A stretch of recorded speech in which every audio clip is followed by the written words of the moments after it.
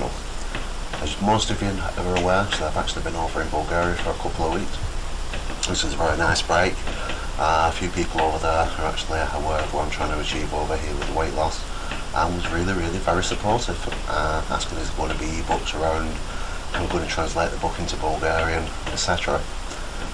Which was, you know, encouraging. A massive task, and probably, well, it may happen one day, but at this moment in time it's more of a hobby than a business, so it'll be the far distant future. But obviously while I'm away, I'm thinking, well, when I get back home, what's the next thing to do? What sort of videos do we want to make? Obviously we need videos now which is going to give you more information about the book, more information about how it works. And I've been chatting with people with diabetes type 2 and diabetes type 1, where they're asking, you know, can you give help and advice, or in the case of diabetes type 1, will it work for us? So that's just going to be ongoing in the next few months. But obviously now the priority is to write the book and get it finished for the 10th of December. So while I was over in Bulgaria, I'm kind of thinking to myself, you know, what video should we do next? And lo and behold, straight away as I fly home and meet up with family, the first thing everybody says is, you have to watch our TV. This week there's a documentary about diabetes type 2. Straight away, interest flares, and it's more interesting for me at this moment in time. When I wrote the book, I wrote it for just weight loss, so all these cholesterol improvements, blood rewriting, out with diabetes type 2, and in my case the actual reversal of diabetes type 2 are just byproducts of what I was trying to achieve with weight. And also what's interesting is I used to look at programs related to weight to see if I was on the right track, especially, you know, it was only an idea. I know it's a 30-year-old idea, but when I came to write it, there seemed to be a lot of videos, a lot of movies coming out about weight loss, and I used to review those and, you know, kind of justifying my own mind what I was doing was crap. I didn't let anything influence me because I know what I do works, I've done it on myself. So this is a golden opportunity for me to have a look at specifically diabetes type 2, what the experts say on TV compared to what I'm actually writing about, and see what the overlaps are, see what the common things are. So, and obviously I'm doing this video now on different cameras, so we've got different settings still in the conservatory. We have still got the drip, so apologies if you can hear the drips, but the reality is I've only got this weekend to do this rebuttal. So time is precious, and I've got lots of other things to get on with. So we're going to do our best, and no doubt recording this gets about an hour long, because it's going to be over a period of time, so obviously you're going to see the light change, maybe me change or whatever during the rebuttal. So let's get on with it. Let's have a look at how it starts.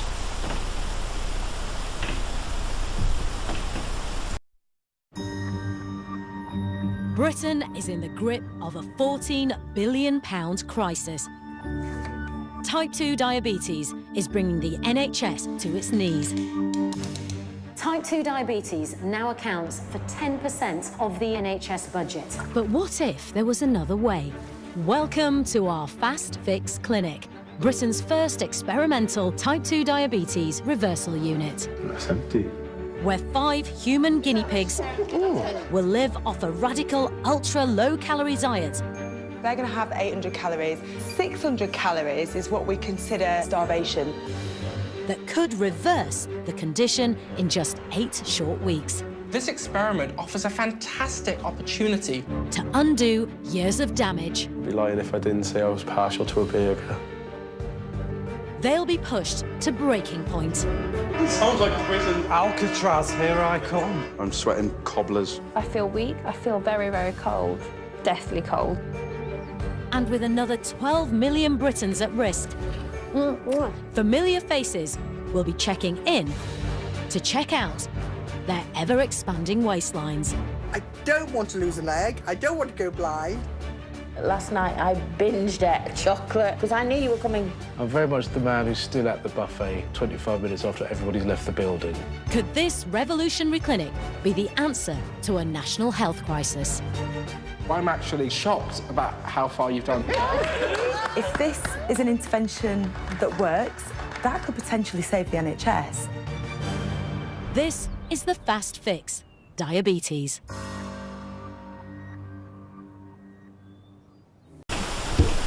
So there we go, we have a promising start. It is about diabetes type 2.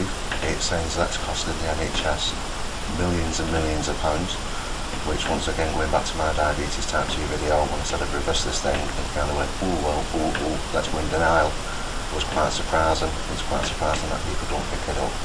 You know, it's an idea. Like this is an idea that we're having a look at now on our TV. Obviously it's got press coverage, which will be good. The thing I don't like about it up to now is simply we have 5 guinea pigs. Well, no we don't. We have 5 people that are suffering from diabetes type 2. They're probably very frightened people because they know is that this, you know, they're on medication presumably. They know that they can lose limbs, they know they can be blind, they know they can go into diabetic comas. I would say it's 5 frightened people rather than simply 5 guinea pigs. The other things, they've got doctors involved and a professor involved based on what we've seen up to now, which is really, really promising. But they seem to be already trying to bend some rules, which we'll go into when we get to those bits. So I'm a little bit apprehensive watching this, just simply because it's a documentary. I mean, it's not said they were going to cure diabetes, it's not said they're going to improve diabetes, but it's kind of, you know, it's a quick fix for diabetes or a fast fix for diabetes type 2. So that implies it's going to be a cure, or it implies it's going to help. I would say, I mean, these type of programs cost millions to make, and I would be looking at, for this to be successful, a cure, a complete reversal. So once again, if you don't know much about diabetes type 2, you have a zone which is basically you've got diabetes, or you're impaired, or you're normal, you don't have diabetes at all. The impaired is basically pre-diabetic. So the results of this programme, I will be hoping, is that everyone's back into normal, just for it to be successful.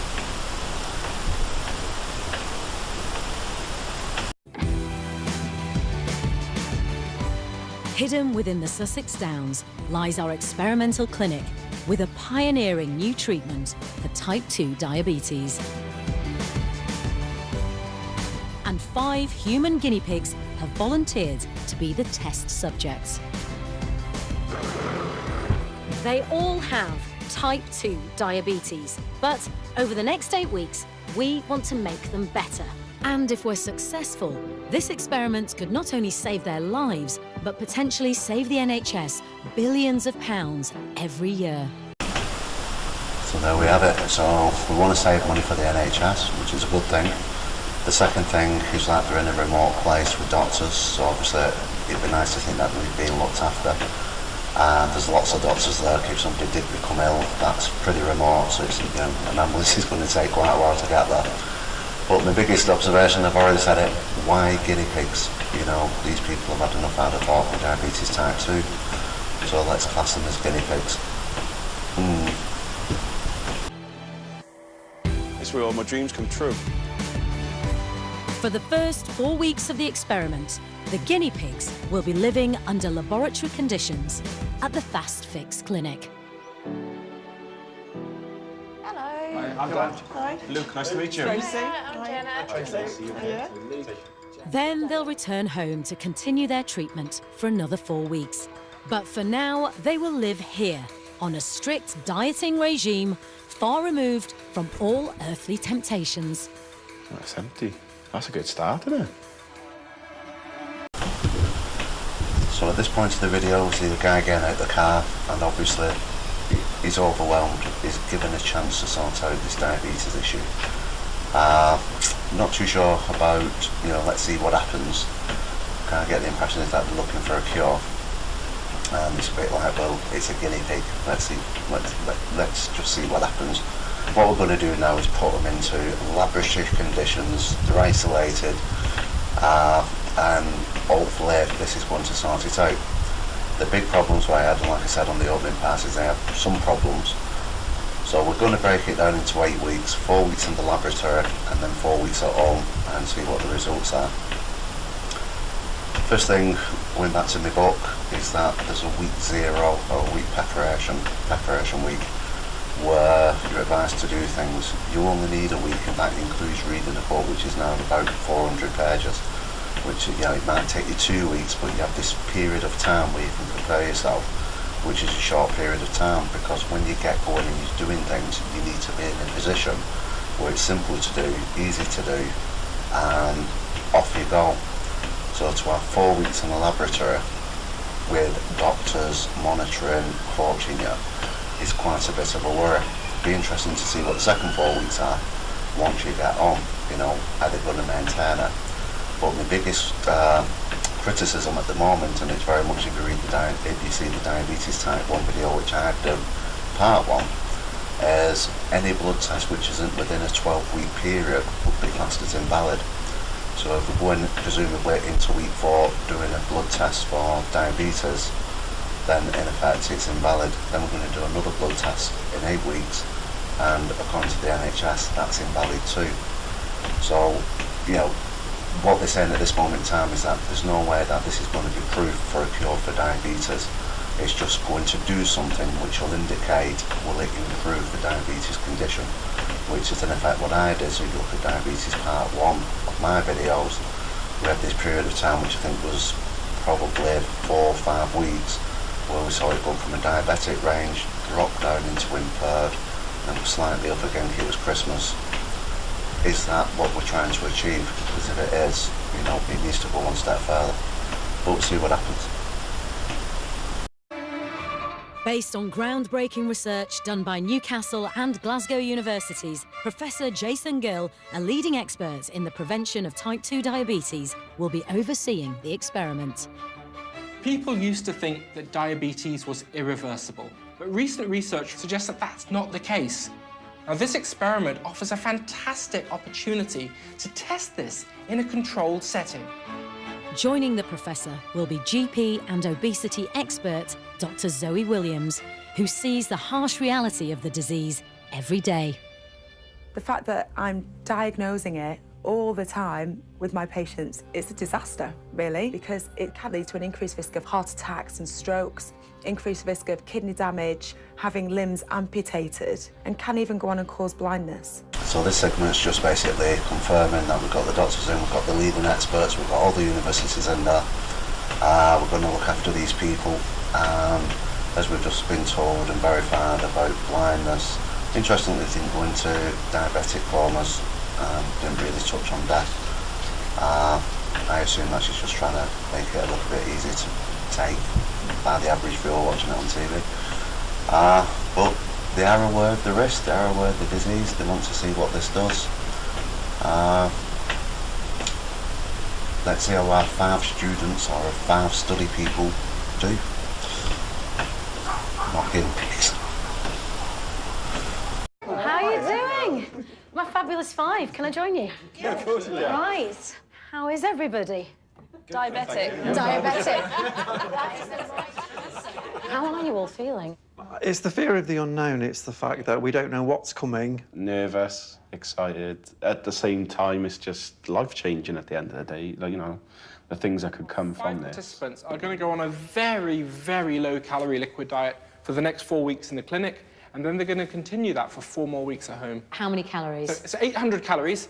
So let's put this into perspective. If you go out for your lunch and you have a sandwich, packet of crisps and a can of fizzy pop, you're well over that. 1 lunch, basically, is that's their total calorie Less than intake? a lunch, less than a lunch. And that's nothing. Yeah, so they're going to have 800 calories, and 600 calories is what we consider as starvation.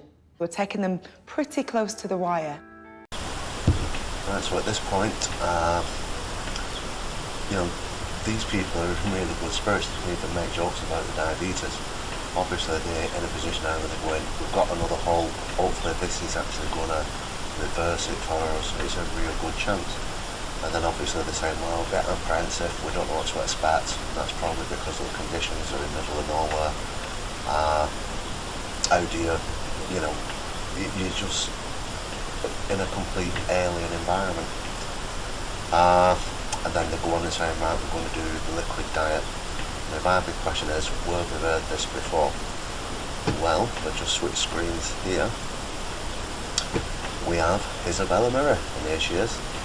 And what she's saying is that she suffered from diabetes for a number of years, and she went on a low-calorie liquid, which I'd have thought would have been the 0-calorie diet, which just water and the added minerals and vitamins and whatever it is that you need. But no, she has a low-calorie liquid diet, and she was just having this liquid for 17 weeks in total, which she says was a little odd, but however it did the trick and it reversed the diabetes. And also she's saying that she was doing 10,000 steps a day as part of the exercise regime. So is this idea that we're using now in this TV documentary to actually reverse the diabetes using the low-calorie liquid diet, which Isabella managed to do in 17 weeks? If it is, you'd like to think, has it been refined, has it been improved, so these people in effect can't tell? We don't know. But the shocking thing which I came across in that second clip was the doctor saying, well, we can actually take these people down to 800 calories. Now don't worry, starvation mode is 600 calories. And it was just simply whiz over to Google, find the mouse, and you just type in how many calories do you need per day without starving. You know, this is the bit what I go for. So I go through my book is saying is that the lowest recommended calories for women is 1200 and 1500 calories for men. However, I decided to push the limit and say for women it's 1000 calories and for men it's 1200 calories in the book, which I do. But interestingly enough here it's just saying a diet of 500 to 800 calories a day is dangerously low and should not be done unless medically supervised. Well, I know a little documentary here, it is being medically supervised, so we don't have a problem with that. The problem is we're now doing 5 people. So, you know, they're saying is that 10% of the population now has diabetes type 2. So the big issue is this method that they're going to use is exclusively to these 5 people. And I think that's a huge shame at this point. You know, we're, 10 minutes into the documentary and they've already started to exclude people. But we'll see what happens. In fact, this diet is so extreme, you need to take medical advice. It should not be attempted if you're taking insulin. And of course, we're now being told is that if you're taking insulin or you're injecting for diabetes, you're not just simply on the tablets, then you're excluded. So that's another group of people where this is no good again. I think it's a massive shame, but you know, at least with my book, I try and include everybody, you know, absolutely anyone, to improve their lives. This just seems to have so many restrictions, it's untrue. The first test we're going to be looking at is the blood sugar or glucose levels. This is what defines diabetes, if you like. It's when your blood sugar levels are too high. In healthy bodies, food is broken down into a kind of sugar called glucose in our blood. That glucose is then pumped into our muscles and cells, giving us energy. For people with type 2 diabetes, that system is broken. The sugar stays in the blood, eventually ravaging organs, limbs, even eyes. So at this point we have the 5 people that they want to study, and basically they send them off for tests to determine how much fat they've got in the body, various other tests. The main test and the only test that they need to do is the test that everybody has done. You go to a doctor, he sends you for a blood test. In the blood, it tells you what your sugar levels are, and that would determine if you have diabetes or not. So all the other tests to me just seem unnecessary. It's just putting them through discomfort. You know, why do it, who knows? But hey, it's a documentary, so it probably makes it look a little bit more dramatic. The bit for me that they didn't mention is the body breaks, if you like, and the sugar isn't turned into energy. Well, under normal body conditions, when you eat too much sugar, the sugar doesn't get changed into energy. What it primarily does is change into fat, and that's one of the reasons, and probably the only reason why most people are overweight. They kind of skip that bit out. And also because if you're putting more fat in the bloodstream, more sugar in the bloodstream, one of the side effects of having diabetes type 2 is simply weight gain. And that's because some of the sugar will turn into fat. I think it was a huge opportunity to to mention that in the documentary. They failed to do so. But it also gives you a catch-22 situation where basically your body's naturally generating the sugar, or it's not being converted into energy, so it's being stored. Therefore, you put the weight on. The bigger you are in weight, the worse the diabetes will get, the more the broken body syndrome, if you like, based on this documentary. So we'll see what's next. I'm not going to show people having all these tests done because I think it's really unnecessary. It's just one blood test to see how much glucose is in the blood, which I'll discuss in further detail shortly.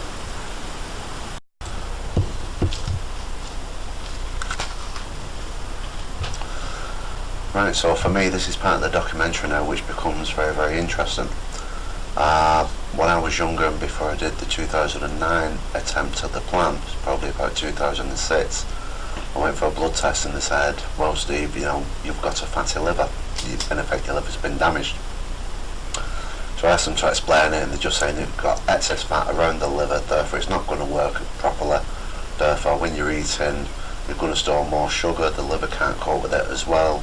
If it carries on becoming more and more fatty, it could split, and that's where we have problems with people that take alcohol on a regular basis. But we don't want that for you. However, if you lose weight, then your fatty liver will be less fatty. So what I did was basically took that on board, obviously nothing to do with diabetes type 2, and worked with a person called Diane Kuhnberg, who basically she was into natural products, you know, goes to the health shop on a regular basis, and she had lots and lots of books. So I borrowed a couple of books, studied them for about 6 months, and came up with a list of ingredients which, if you combine them, I would think would reduce the fatty liver and therefore get rid of the issue. And that's exactly what I did. And the big issue was to buy these ingredients separately. Suddenly cost from the health shop £45 to £60. But, you know, at that time, it's something I wanted to do. It's before I met Dr. Chessie, so it's before I even thought about writing the book. So I used these for a couple of weeks, went back to the doctor, said, right, can we have another test? And immediately said, well, we're not going to send you for another ultrasound test because that costs money. We'll just basically just do a blood test. And they did the blood test and the abnormal liver reading came down. So about probably 2009-ish, around this plan time, we actually went for another liver scan where, compared to the first liver scan, the fat had reduced quite dramatically. So what I did, thinking about this, and especially when Dr. Chessie saying write the book, I couldn't really tell people to go out and invest £60–70 probably now on ingredients which is going to make your liver better. You know, it doesn't really make that much sense. I mean, this is meant to be about weight loss. So I did come across an herbal shop and told them what I wanted and just said, look, you know, I need to lose weight now. These are the 5 or so ingredients which I'm using, but it's very costly. Can you do an equivalent tablet? And they did. And, you know, the tablet, you'll get a week's supply for about £5–6, maybe a month's supply for £15. So I took those on what I class in the book now as being week 0 or preparation week. And like I say, you know, that rejuvenated the liver, it reduced the fat even further, which then allows you for successful and healthy weight loss. And probably part of the reason why the blood is rewritten is because the liver starts working properly, which is an absolutely wonderful and a fantastic thing. Now, what I also found interesting is that I went back to the shop 6 months later and I said, look, I've got Christmas coming up, I'm having a few beers. Obviously alcohol will affect the liver, so what I'd love is some more of those tablets. And he kind of went, oh, what you want is liver tonic, and here's a typical bag that he does it in, and he just simply puts on there liver tonic. And I said, well, what's that? And he said, well, that's basically your remedy, which you've asked me to make. And what I decided to do is continue making it. And what I've discovered is that a lot of people, where they're going to Alcoholics Anonymous and they have serious liver issues, are coming into the health shop in desperation and saying, have you got anything for liver? And basically he started to use this tablet and sell it, sorry, it's just an herbal shop so you don't prescribe it. And people coming back and saying, that's a wonderful thing, my liver's improved dramatically. I've really, really killed it, I'm not almost up to cirrhosis. And you know, it's a wonderful thing. So looking back at the packages, it does put a little diagram on there. You know, take 1 capsule daily with food. But, you know, it's kind of an innocent little package. It's in paper, which I like. I remember going and getting fruits and veg years ago and used to get them these paper bags and stuff. It's absolutely brilliant.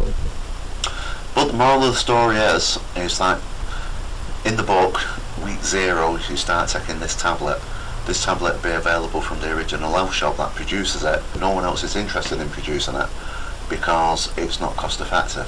And I suppose the health shop and he's willing to produce many for me, considering I come up with the formula. So I'm able to sell it. I'm intending to sell it probably on Amazon or more than likely eBay. Or if they object, because I suppose it's herbal medication. So at the end of the day, I suppose it's medication. So if they object, I'll probably set up a link and do it through the website. But I'm hoping eBay or Amazon can do it, because obviously that's going to save a lot of hassle. But there we go. So week 0, rejuvenate the liver. I suspect in this program the reason why they're going for the 800 calorie diet is starve the body, and hope is that because they're in starvation mode, so the body will start using limbs or anything it can get hold of to maintain itself. And I think the big hope is, well, the liver's right in the centre of things, so hopefully it's going to hack away at the fat on the liver, which I think is a massive gamble. It can't be nice for these farm participants. But we'll see what happens, so we'll move on. Now it's time for the patients to find out just how bad their situation is. Welcome to the Fast Fix Clinic, everybody. So now we have the 5 people who's going to get the initial results. If you watch my diabetes type 2 part 2 video, I kind of documented when I was waiting to get the results. Going to the hospital, having the blood tests, waiting, I think it was 2.5 weeks, which is absolutely nerve-wracking. And it was more important to me, it was to see if it had gone back to normal at that stage. But I do sympathise with people, because they know this is quite a damning situation to be in, and you know, it's an horrible situation to get the results. Now I'll go through each of the 5 participants in a minute, but the person I found was interesting was Luke. So we just have a look at Luke's review. I won't do the other 4, I'll just whiz through them, but let's have a look to see what happens with Luke. Last to get his results, 32-year-old doorman Luke is eating himself to an early exit. I'd be lying if I didn't say I was partial to a burger. Sometimes I'd order a meal and then I'd have another burger on top. Like a trash can, basically. I'll eat anything and everything. We noticed that you had the highest glucose of the group. It was 14.68, which is more than double what it should be. Yeah. Luke's disastrous glucose levels and his supersized obesity leaves him firmly in the critical zone. If you don't do something about it, almost definitely it's going to shorten your life. Yeah. It's not a nice thing for you to hear, but that's the truth. I just want to know what you're thinking right now. Just upsetting more than anything.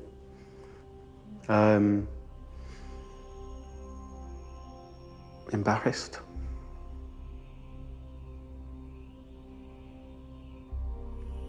It's all right.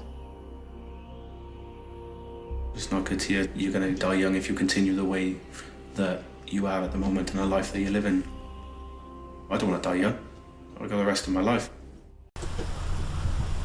So what I found fascinating about Luke is, first of all, his lifestyle. I'll talk about more of that in a minute.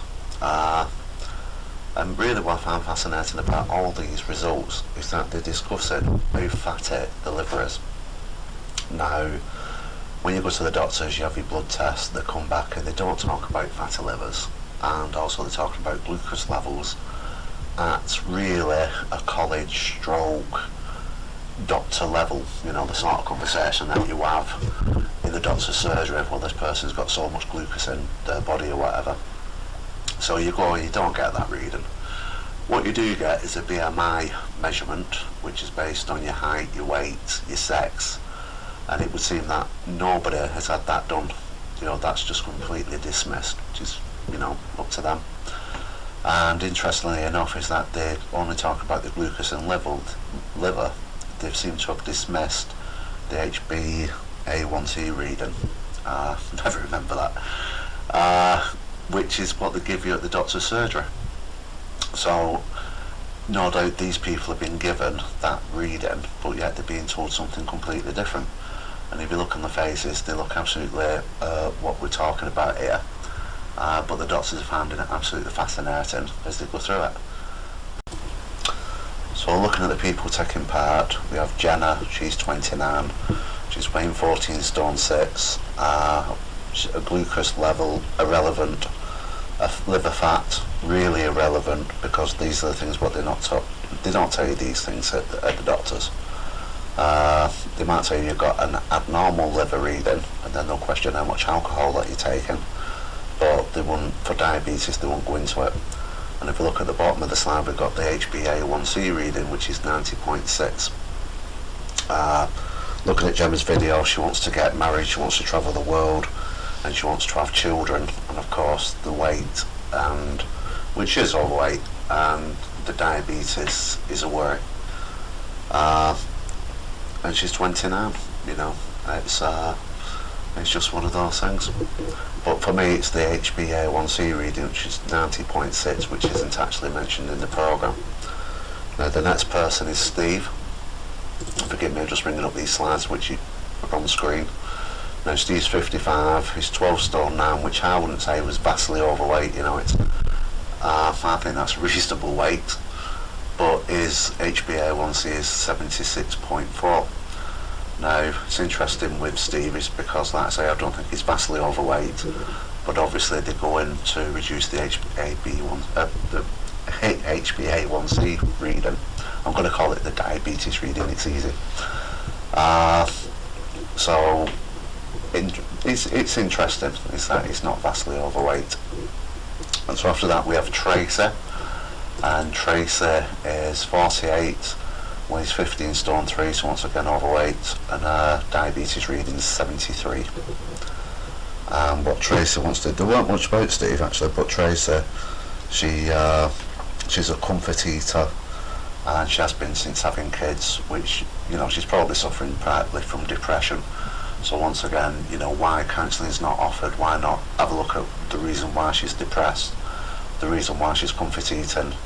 That doesn't seem to matter in this documentary. It's just that she's got the diabetes reading of 73.1, which is more important. But she's a subject, a person.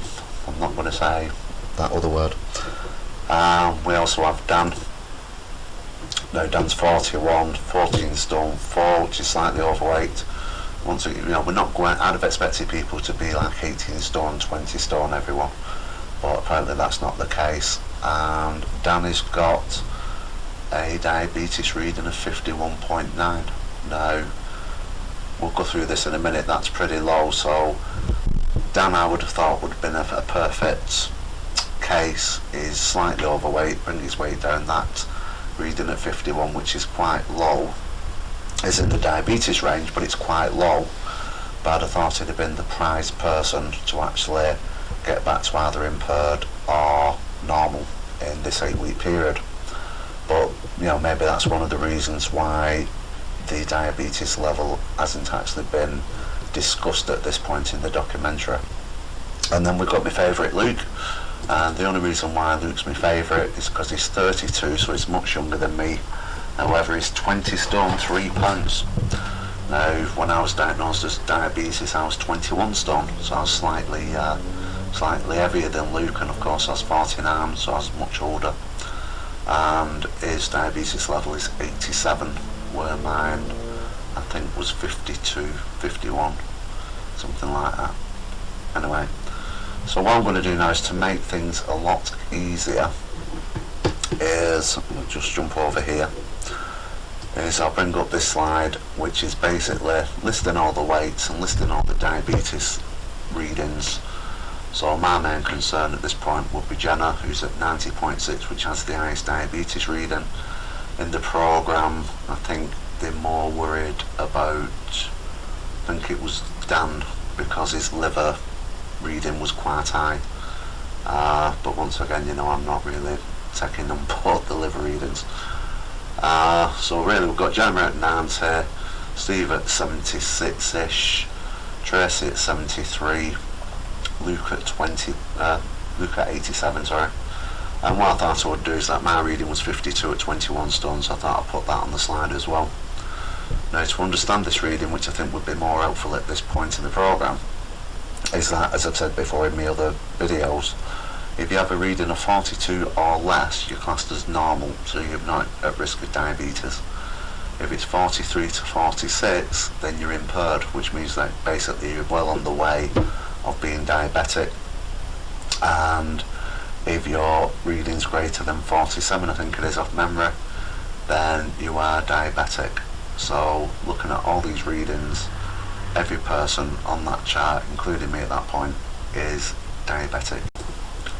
I'd also like to say at this moment in time is that looking at Luke's lifestyle, where he's openly admitting to eat a lot of processed food, chips, chicken and stuff that we saw on his plate there, I would be very much more concerned about his cholesterol levels, chance of heart attack, rather than his diabetes level. I know that this is a diabetic program, or it's coming across more as a dieting program for the liver, but you know, I would be very concerned about the cholesterol levels, and presumably they've overlooked that, they've not tested that, or maybe they have done and they're going to have a chat with him privately about it. But hey, there's another one of my quick views, so let's move on and let's see what happens next in the video. Some house rules. Anybody want to kick off? No eating each other. I think that's key. Under the supervision of GP Dr. Zoe, the group have not only come off their medication, but under the direction of leading type 2 diabetes prevention researcher Professor Jason, they've agreed to subject themselves to a near-starvation diet. Don't talk about food at all. While they acclimatise, I'm off to give their new food a try. So what we learn now is that they are preparing to look at the food. One thing I didn't mention before is that during this experiment now is they are not allowed their diabetic medicines. It completely stops. Now, like I say, when I was doing the book, and in 2010 people with diabetes type 2 participated to see if they could lose weight, and it wasn't a thought. I would never have dreamt to say stop taking your medicine. I mean, at the end of the day, this is life-saving medicine. I have cholesterol issues, I take tablets every day. I would not say, you know, stop taking medicines at all. When the book's released, it would never say stop taking medicines. What it does say is go to your doctors, get your diabetes level reading, weigh yourself, and start using the plan. Now, if you're diabetic and you feel a difference within yourself, go back to the doctors and say, look, I've been using this new plan, I need another diabetic check, which is probably within the first 3 months. It has to be in the first 3 months, otherwise it won't be a proper reading. And then it will be up to the doctor to reduce the medication slowly to actually get you off the diabetes register and the diabetes medication. I would never dream of actually saying stop taking your medication while you're using the plan. For the doctors to say that on this programme, I think it's leading to disaster. I think they're going to get side effects where is it actually the food that they're going to have, which we'll have a look at in a minute, or is it just simply, you know, the shock of the system adjusting too quickly because they haven't had the medication. I would a little speechless, absolutely speechless, but apparently this is what you do if you want to be on this programme. So these are the shakes that they'll be surviving off for the next 8 weeks. Each one of these shakes is 200 calories and it contains all the nutrients, vitamins and protein that they need. Anyone had a pasta carbonara shake in their life before? No. Oh, it's another first. It's time for the group to begin their new anti-diabetes diet. Is that vegetarian? You're all holding back, but let me remind you that this is your first meal today. This is actually mealtime. And the group's first taste of their new regime. Tracy, how was it? You've tasted it. It reminds me a bit of instant whip. It looked like baby food. It's very salty, and I had to make myself eat it. I'm very much a foodie, so I'm dubious about whether it'll work for me. Well, there we go. I found this bit very interesting. You have a packet which is full of powder. So in this packet it's a soup and it's concentrated. Now what that means is you take fresh ingredients and you boil it, which takes out all the nutrients that your body will need. Yes, it can lower calories, and then what you do is artificially flavour it, so you're adding in non-natural products, and you're also being in a position where you can control the sugars, you can control the salt levels, etc, etc. But that's okay, because that has been balanced, especially for this programme, and especially for the 5 people. So you add water to it, and in effect what you end up with is a liquid, which is very much like what we have here. And the idea is that you survive on this for 8 weeks. So here's the problem. You're using a powder, there's no nutrition in it. Your body thrives nutrition. Yes, you will lose weight because doing it this way, you're controlling how much you're having. So if one shake is 200 calories, you're obviously having 4 a day. They've got different flavours for variation, but you can't go over your 800 calories because you're limited under laboratory conditions, the 4 shakes, which is fine. Now, I can quite understand where they're going for this, and I go in this sort of direction with my book. Now, in the past, if you've been watching my videos, you know that I promote things like the choo-choo diet. Now, the idea of the choo-choo diet is that you'd have something to eat, put it in your mouth, and you'd chew it 100 times per minute, and then you would swallow. Now, it took a long time to eat the food, as I've said before. Quite often the food will go cold, so you won't complete it. And I think the idea is that if you have women into some form of dinner party, or, you know, they should never finish before the men. I mean, this was 1857 or something. I do cover it in the book. In today's reality, nobody's going to sit there and eat something chewing it 35 or 100 times a minute. I'm sure it's 100 times a minute, which is absolutely astounding. And likewise, people are not going to get these sort of things and live off these either. I mean, I think there was a cup of soup diet many years ago, but the salt intake had adverse effects on the body. And, you know, and especially if, once again, if you're watching it, do not stop your medication if you've got diabetes type 2, and do not go running to a supermarket for Slim Fast or some form of soup sort of thing. But my point is, in the book, is that, and one of the habits really, a big habit exposed, is that if you eat softer foods, so if you eat softer foods, when it hits the digestive system, it gets processed much quicker. By being processed much quicker, it exits the body faster, therefore the amount of calories retained during the processing of that food is much reduced. Because you're reducing the processing and you're actually encouraging the body to actually process the food faster, the result is natural weight loss. And also, because the food goes through the body faster, it takes the nutrients that it wants, and if it goes through any slower, the toxins remain within the body, which then can actually become toxins, which takes 3-4 days to actually exit the body. Or it can slow the digestive system down. So you think, right, I'm going to have an apple, and this is 52 calories, you eat it, and as it goes through the body quite slowly, because it's not soft, is, you know, that 52 calorie apple could be 90 calories by the time it exits into the body. So I kind of go with the choo-choo diet, look for soft foods, how you eat it, and everything is detailed in the book. I'm giving a better way to say this is one of the habits: eat soft food. And also what it means is that if you like your vegetables, just overcook them slightly. You know, just think about what you're having. Should I have that banana? Should I eat a grape? That sort of thing.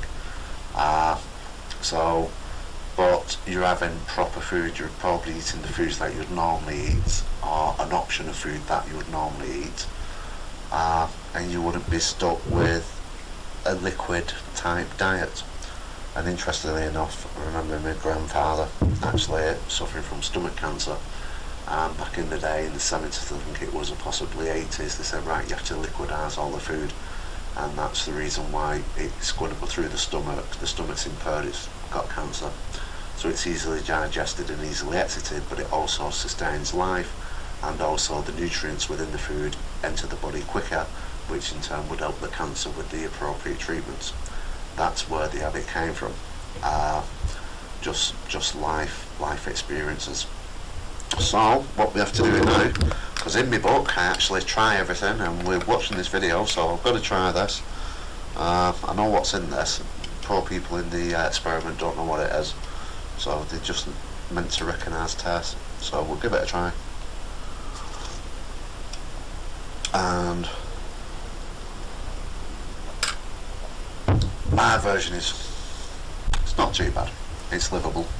One question: any bread?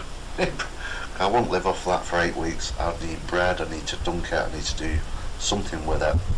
But of course these people are trapped in the experiment and there's nothing in the fridge, so I'm afraid you're stuck with this and you're going to feel so deprived. It's going to lead to depression, it has to. You know, when you're a baby you take a bottle and you'll fall asleep with the bottle because that type of food is comforting. People are overweight because they have issues, because they want to feel comforted as they did do when they was a baby. So this sort of food has to lead to depression. Hopefully the nutrition balance is correct. I suggest it's based on the 0 calorie diet, which is like more of a water base, so it's kind of, let's make it look a little bit more presentable, let's make it look like it's been liquidized, or make it into a soup. But there we go. So they stop the medication, and as a reward you get to eat the mush for 8 weeks. So let's have a look at the next bit. We've tracked down 2 larger-than-life famous faces who are worried about theirs. I think my comfort zone is probably Scotch eggs. Dare I say? I love Scotch eggs. You know what else I love? Peanut butter. Oh, I could eat it by the spoonful. 67-year-old food-loving chef Rosemary Schrager has always struggled with her weight. Every single time I go for a checkup, what do they say? You've got to lose the weight. But now, reality is catching up with her. If I don't do something about it now, I should be scared of the future. Also at risk is 47-year-old former doctor and TV quiz chaser Paul Sinha. Nothing clever about what he eats, though. Burgers, steaks, sausages, bacon, ice cream. It's not a particularly healthy diet, I think it's fair to say. What makes his lifestyle particularly unwise is that for Paul, diabetes runs in the family. My dad has been insulin dependent for a long time, and my mum was type 2, recently diagnosed as well. So now it would seem is that we have people who have been given the new food, so we want to digress now, we just want to leave them alone. We're looking at a couple of celebrities where they're worried about the diabetes. Once again, I don't think that we need to pursue this area because, yes, diabetes is worrying, yes, if you think you've got it, or whatever. We will come back to these towards the end of the video because there is a little bit of interest to it, but my focus at this moment in time is the 5 people in the experiment. Don't get me wrong, if you want to see this in full, then go on to our TV Hub and you'll see in more detail what the celebrities are talking about, but at this moment in time it just seems to be a little bit irrelevant. It's not later, and we'll discuss what they go through later, but it's more dieting rather than curing diabetes. So we'll skip these. Yeah, I've been having some hunger pains late night, probably around 11ish. I think it's just my body getting used to the fact of, you know, I've gone from eating solid foods to 4 shakes a day.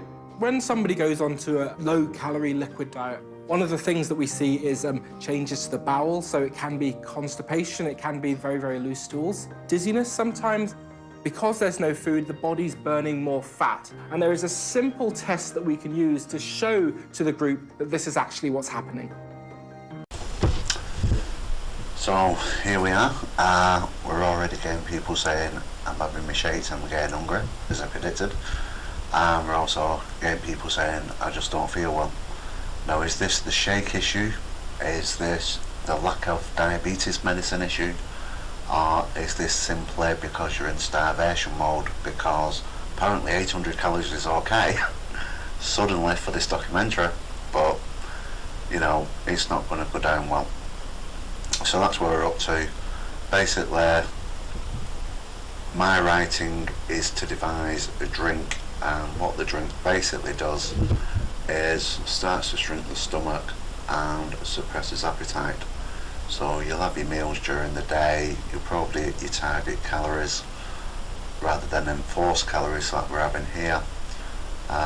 If you start to feel hungry, you have this drink. Within cycle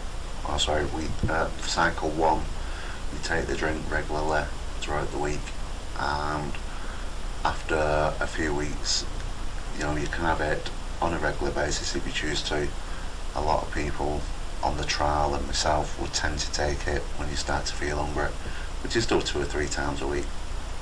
But it gets rid of the hunger feelings and you don't feel deprived. You know, it's 8 o'clock at night, oh, I could love a pizza, all that goes.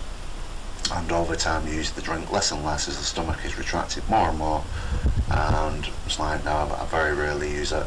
I don't need to really unless I want to lose more weight, therefore I need to shrink the stomach even more. So there we go. Back to the video. You're being serious? I'm being very serious. It's only we. I'm slightly alarmed. Steve's hands have gone a bit sweaty. He can't get the gloves on. Because you've only been giving yourselves 800 calories a day, your body's been forced to burn the fat stores. And when that happens, your body goes into a state called nutritional ketosis. When our bodies enter ketosis, our livers start to break down body fat to use as fuel, producing smelly chemicals called ketones. So now at this point in the documentary, what we're saying is that, back in 1850s, probably around the time of the choo-choo diet, which they completely missed.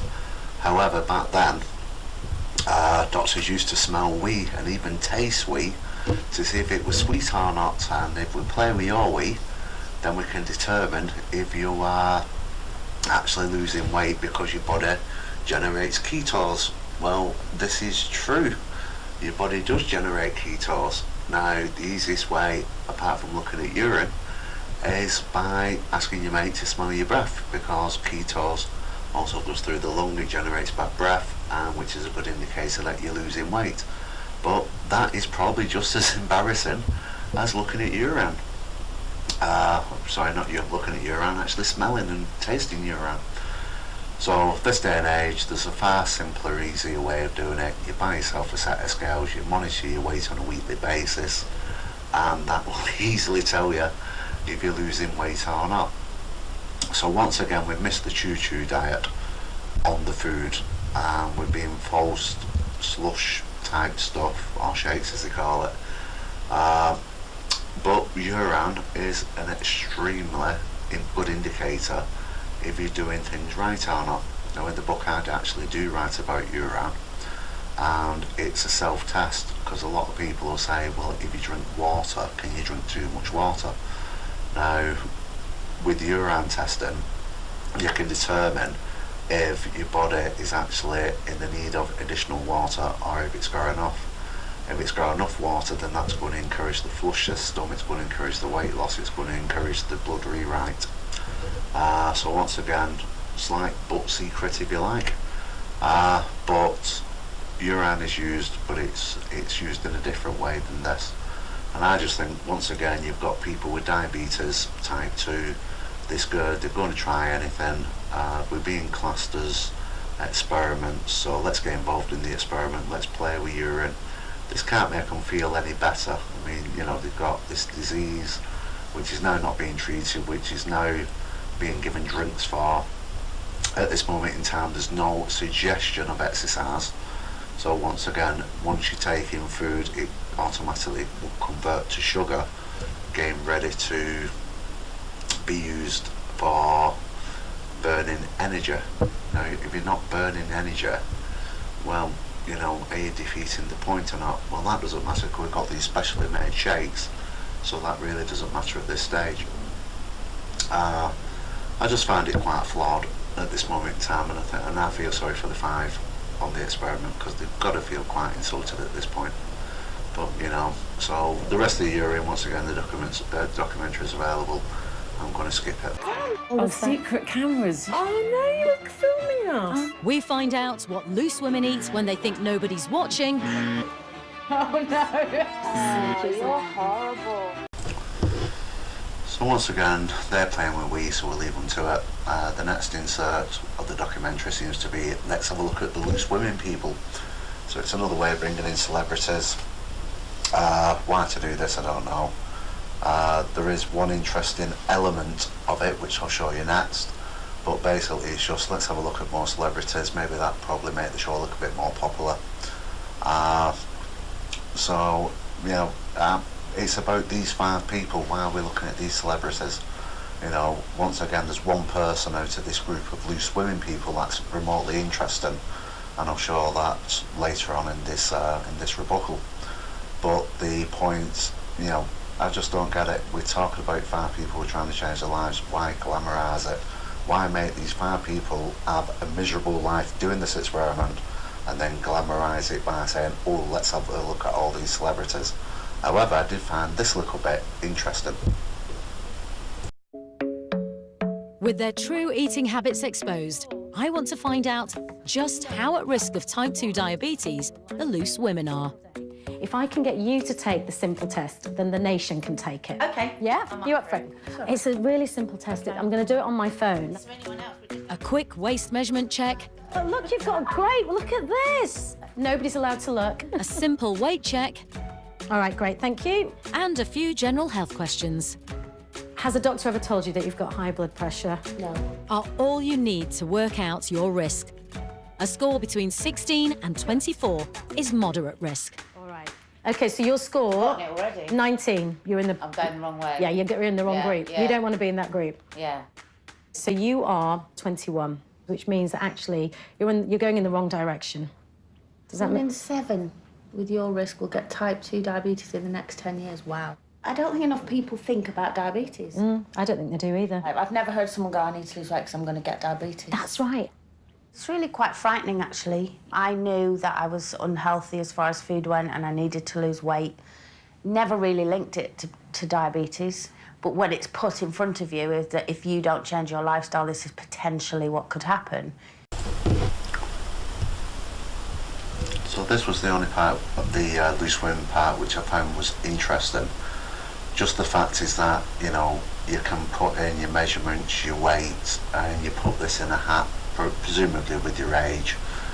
They don't disclose what the app is. And this comes back and says, oh, well, you've got so much chance of diabetes, you could even have diabetes in the next 10 years, etc., etc. Now, at the start of this documentary, it was saying what we want to do is save money. Well, surely a blood test probably costs a couple of £100, and there's, what, 12 million people potentially with diabetes. So do the sums. Hey, what's the app? Let's all use the app. And if that comes back saying you're at risk of diabetes, go to the doctors and see what happens, see if there's anything that can be done. To me, it's just taking, it almost like takes the mick out of diabetes.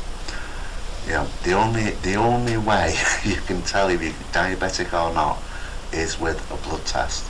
It's all very nice bringing in this app. Maybe it's something on the NHS website, who knows. Perhaps it's alongside of BMI, which I don't promote at all, and I explain that in the book, and even tell you ways around it, and how you can use that to your advantage, but we don't use BMI. But I just find it incredible is that you can just use an app now, and that will tell you your chances of diabetes. It's irrelevant to the documentary. They've been out, you know, you've been weighing people, you've been dunking them in pools, you've been taking these 5 with blood tests. you know, I think they put them through an MRI scanner at one point. Well, let's use the app. I just don't understand this. It's just pointless. Why they put it in the documentary, I don't. You know, it's more celebrities in there. Perhaps people are watching because they're a loose swimming fan. I just think it's absolutely nuts. But the lady, I'm not a loose swimming fan myself, but the lady at the back end of that snap, which I've just shown, we'll revisit her because she does come up with something interesting later in the documentary. But hopefully we'll get back to the 5.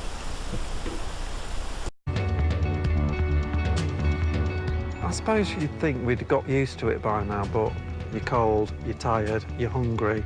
Yesterday, I was ravenous. Back at the clinic, after more than 2 weeks of near starvation meals, the lab rats are running on empty. I'm struggling. I feel weak, I feel very, very cold, like deathly cold. Very low in energy. It's horrible. I've been tempted to give up every day, and that is no word of a lie. Because of the range of emotions you go through when you're really hungry, and going through the process, the real agony of not being able to eat a lot and missing people dreadfully, it is literally the hardest thing I've done. Well, what can I say? Oh dear, people are not feeling well. It's nearly the end of the first 4 weeks, so they've done very well, and I will personally applaud them. They've been through hell. But, you know, 800 calories, it's not a starvation, it's the minimum that a person can have. There would be no side effects. Well, maybe there would be. And the only other thing I can say about this is, well, we're so hungry, so it'd be interesting to see how they cope when they go home. And I've already said there's that advisory drink which suppresses hunger and shrinks the stomach, so very little else to say. Right, and have everyone have a seat. Squeamish viewers may want to look away now. Behind that door, we have a dead body. Well, what can I say? You're terrified of diabetes, you're doing an extreme diet as an experiment, and you've just smelt weed, you've just tasted weed, you're having these shakes, etc, etc. You're not feeling well, so we will take you to a morgue and we will have a look at a dead body, or at least describe a dead body who's got a fatty liver. Completely irrelevant for diabetes type 2. And let's scare them even more. No. Completely cut from this rebuttal, completely out of order, and I didn't get it as part of the documentary. Sorry ITV, but like I say, if you want to see this, it will be available on the ITV hub. So, this is it. I'm going to put you out of your misery. We're going to start with you, Tracy. 1 month ago, 15-stone Tracy had a liver nearly 10 times fatter than normal. OK, we'll begin with your weight. You have lost, in 4 weeks, a total of 6 kilos. That's 13 pounds. Liver fat originally was 22.7%, quite high. It's dropped now to 14.4. It's dropped by a third.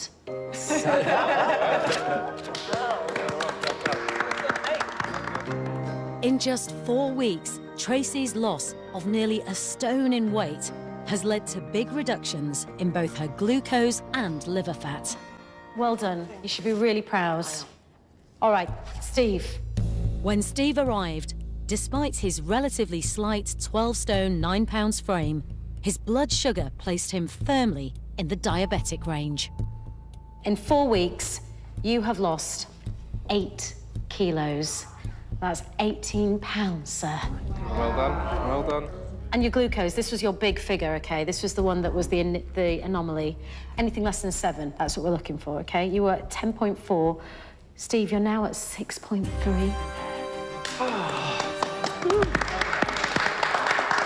Come here, Daddy. Steve's glucose is still too high, but still represents remarkable progress for him and the experiment. There is still work to do. You're sticking to the diet, so congratulations. Thank you. massive result for me. I'm really, really pleased with that, so it can only improve from here. Who's next? Luke. 4 weeks ago, 20 stone Luke had the highest glucose levels in the group. Your weight, let's begin with that. So you were at 129. Yeah. In 4 weeks, Luke, you've lost 11 kilos. It's 24 pounds. 24 pounds, 11 kilos you've lost. Now, for your blood glucose, this was your really shocking figure, 14.6 when you first got here. Anything less than 5.5 is normal. Yeah, okay. Your blood glucose now, Luke, is 4.7. Flipping, eh?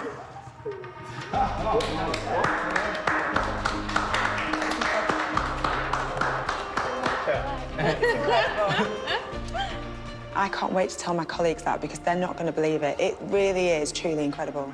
It's a big moment.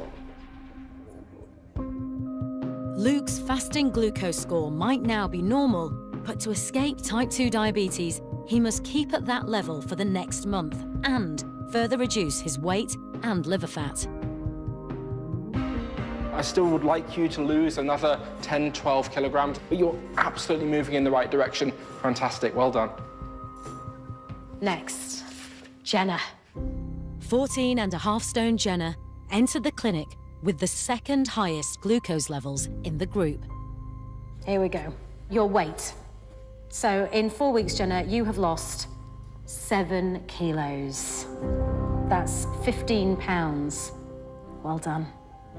Your blood glucose was 12.34. It's now dropped to 8.1. And your liver fat. Your liver fat was 12.1%. It's now 4.2%. Jenna, your liver fat is now the lowest in the group. Beating her target weight loss of a stone has caused Jenna's blood sugar to drop by 1/3, while her liver fat has been slashed and is now in the normal range.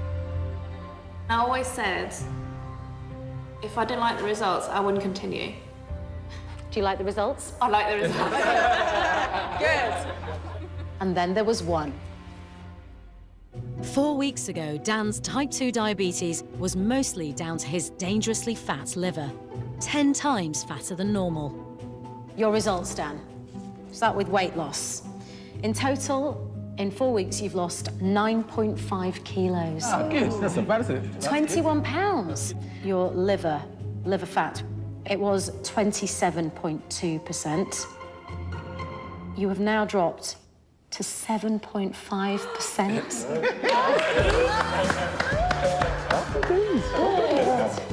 The reductions are remarkable, but even more extraordinary. A further test indicates that Dan's long-term blood sugar levels have fallen into the non-diabetic range. So we're up to the point now where we get the 4-week results and we find out that everybody has lost an excessive amount of weight. So Jenna's weight is down, Steve's weight's down, Tracy down, Luke, and even myself, I'll put the chart up, has lost quite a considerable amount of weight. The only difference is I'm using my books, I'm eating normally. The habits help me to control flush food, but generally you eat normally, which is a really great thing. I'm not deprived, I don't feel ill. It's, you know, you carry on day to day as you would do. It's great. These people have been on these shakes, they've quite literally been starving themselves to just get a similar sort of weight loss. And obviously nobody said what's in these sachets yet, where you can get them from.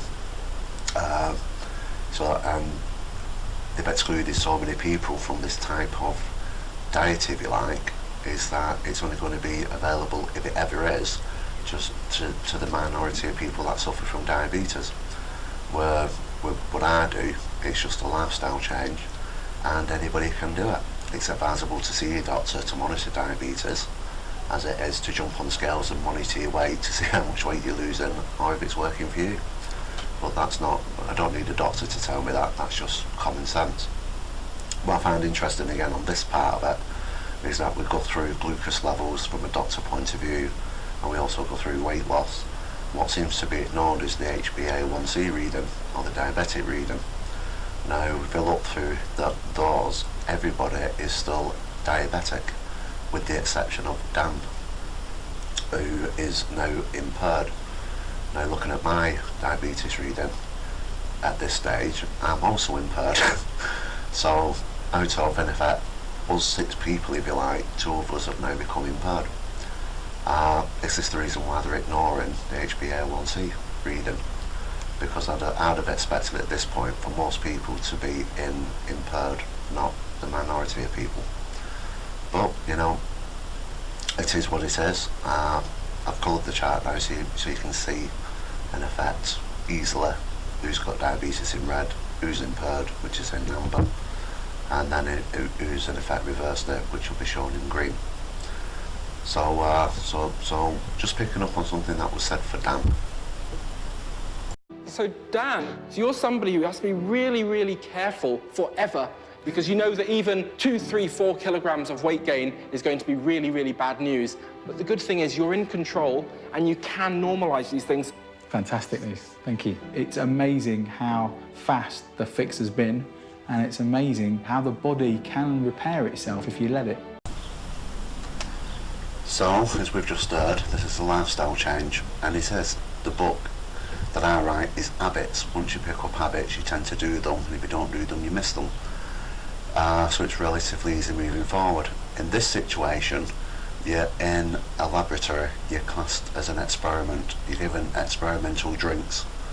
Dan looks pretty happy. It's probably just the result is that, you know, things have improved. I thought that they wouldn't do, but they have, which is great. And like the doctor said, in effect, you cannot put the weight back on. The question is, how do you maintain the weight? Once this programme's done, the drinks are done. I just think it's putting people in a very, very awkward situation.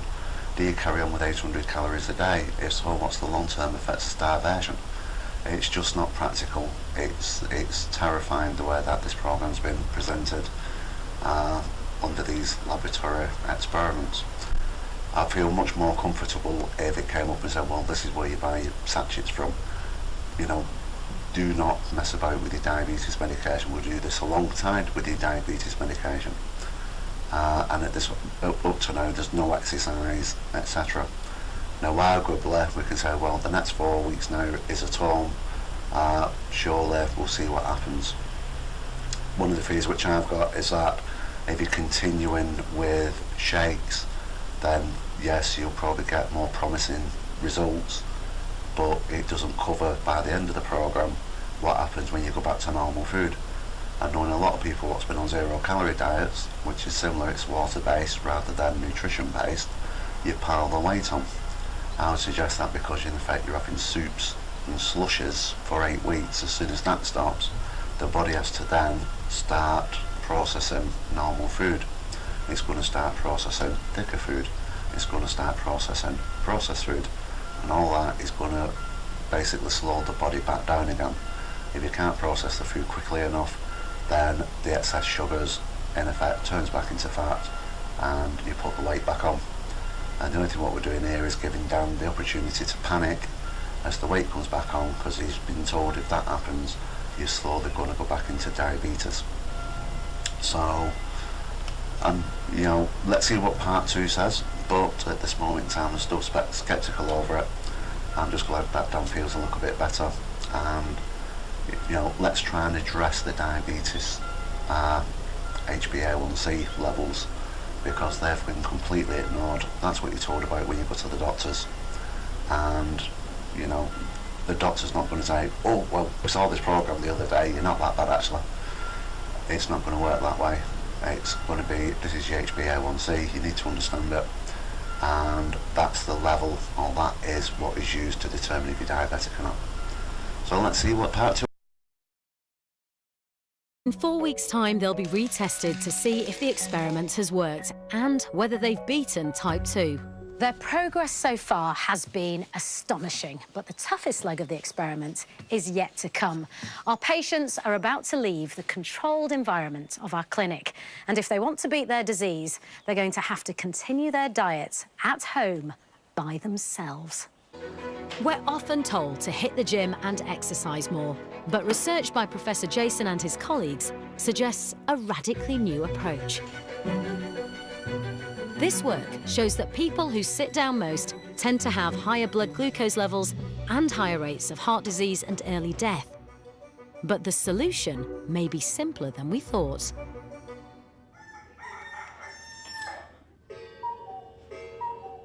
I think that's the one. Suitably annoying.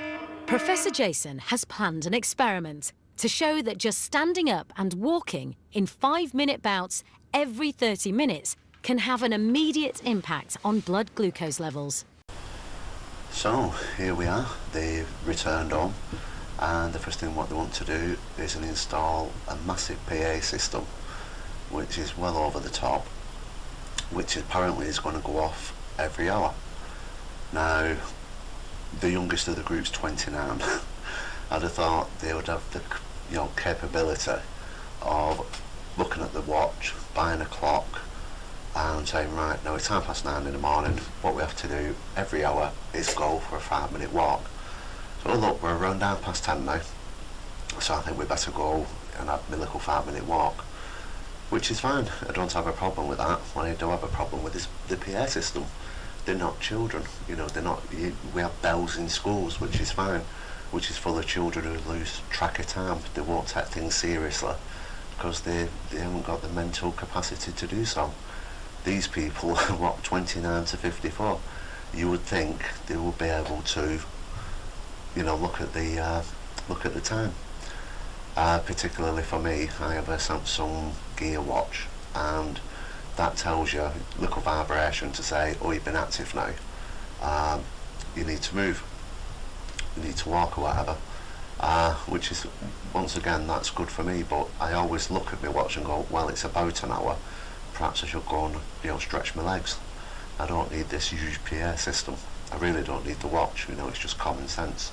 And if you're going for a walk once every hour, then once again it becomes into a habit. And the second thing which I picked up is that this guy he's come up with this brand new idea of walking. Well, no, he's not. What he's doing is reintroducing walking, because we all have cars, we all have buzzers, we all like to sit around and watch TV, and we all become lazy. And I don't mean that nastily, but it's a reality. Oh, shall I go for a walk for half an hour? Oh, no, I think I'll put my box set on. And I talk about this in the book. And for me, the exercise element of the book is walking, and the reason why is twofold, really. First of all, when I was younger, I had bad asthma, and I was 17, age 17, and I was 17 stone. I wasn't going to go to a gym, it was too embarrassing. I wasn't going to go for a run because I was just too heavy. Back then I wasn't working, gyms weren't really around, but even today they're expensive. So doing something like that was no. And I can't swim. I've tried to swim many, many times because the swimming lessons success ratio was 100%. And they came to a conclusion on the third lesson, you're the sort of person which will probably never swim. So I actually got a refund for the entire private lessons, but there we go. So one of the things which I would do when I was younger, one of the things which I would do about 2003 is either use a bike or go to the gym. And what I discovered is by doing that, you are getting fitter to a degree, but you're also putting a lot of pressure on your body, you're putting a lot of pressure on your muscles, the muscles grow, and at the end of the day, the muscles weigh far more than what the fat does. So the result is that you can put a lot of effort into these things, and your weight probably stays the same, you might even put weight on, and it's discouraging because we kind of program these days is that we do this sort of thing because we want to lose weight. And that's pretty much it. What I am disappointed in this program, it just says, right, for every hour go for a 5-minute walk. Now, like I said before, and I say in the book, people eat food and it instantly changes into sugar, and that's the body's reaction to say, right, we're now ready to exercise. And then that sugar will be transferred into energy that you're using for, in this instance, the walking period. Now that's just common sense, I've not been to a medical school, I'm not a doctor, and I know that. So why has this guy extensively researched this when it's just basically common sense? So a bit of a mixed bag again is that this guy is, give me a research project. I can come up with better stuff than what this guy's saying. And the other thing is that, as I write in my book, is that when you walk, I break it down from 0 minutes right the way through to 60 minutes. And for example, it shows that if you have asthma, then it's beneficial to walk for 45 minutes. Walking 5 minutes every hour is simply not enough. It'll help, but it's not enough. And also in the book, I also speak about key times for exercise, which has been an argument for many, many people. When do I exercise? Before food, after food? Do I take water during exercise? All that's covered. And I also write about the body clock, which explains how the body works, which is, you know, far more than what we've gone into in this programme. I'd have liked to have seen at this point, forget these women, forget these other celebrities, let's concentrate on things like that, let's explain it more. Let people be far more aware of what they can do to achieve the diabetes, to become normal, and also to lose weight.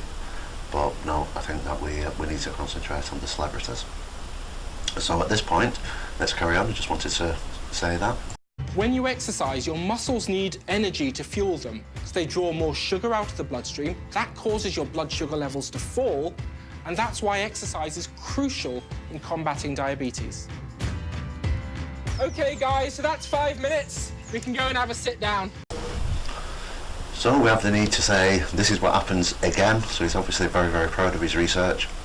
I would say 5 minutes isn't long enough, and immediately says, right, 5 minutes is done, so let's all stop. I mean, what happens if a person wanted to do a bit more than 5 minutes? I don't know. Right, moving on. In an online risk assessment of the panellists, Colleen had the highest score of 21, which means she's at an increased risk of developing type 2 diabetes. A blood test confirmed her glucose levels puts her in what's called the pre-diabetic zone. So, we're now back to loose women, which I find is absolutely astounding, is that we can go for celebrity endorsement once again. However, on that little clip I found a couple of things interesting. The first one is on the revisit, we have this person that was assessed as possible diabetes type 2 using an online application. Now, when it was first shown, it was an app on the phone. So it's either online on the internet or it's an app. So that's very, very confusing. I would suggest that it's online and probably provided by the NHS as a rough guideline.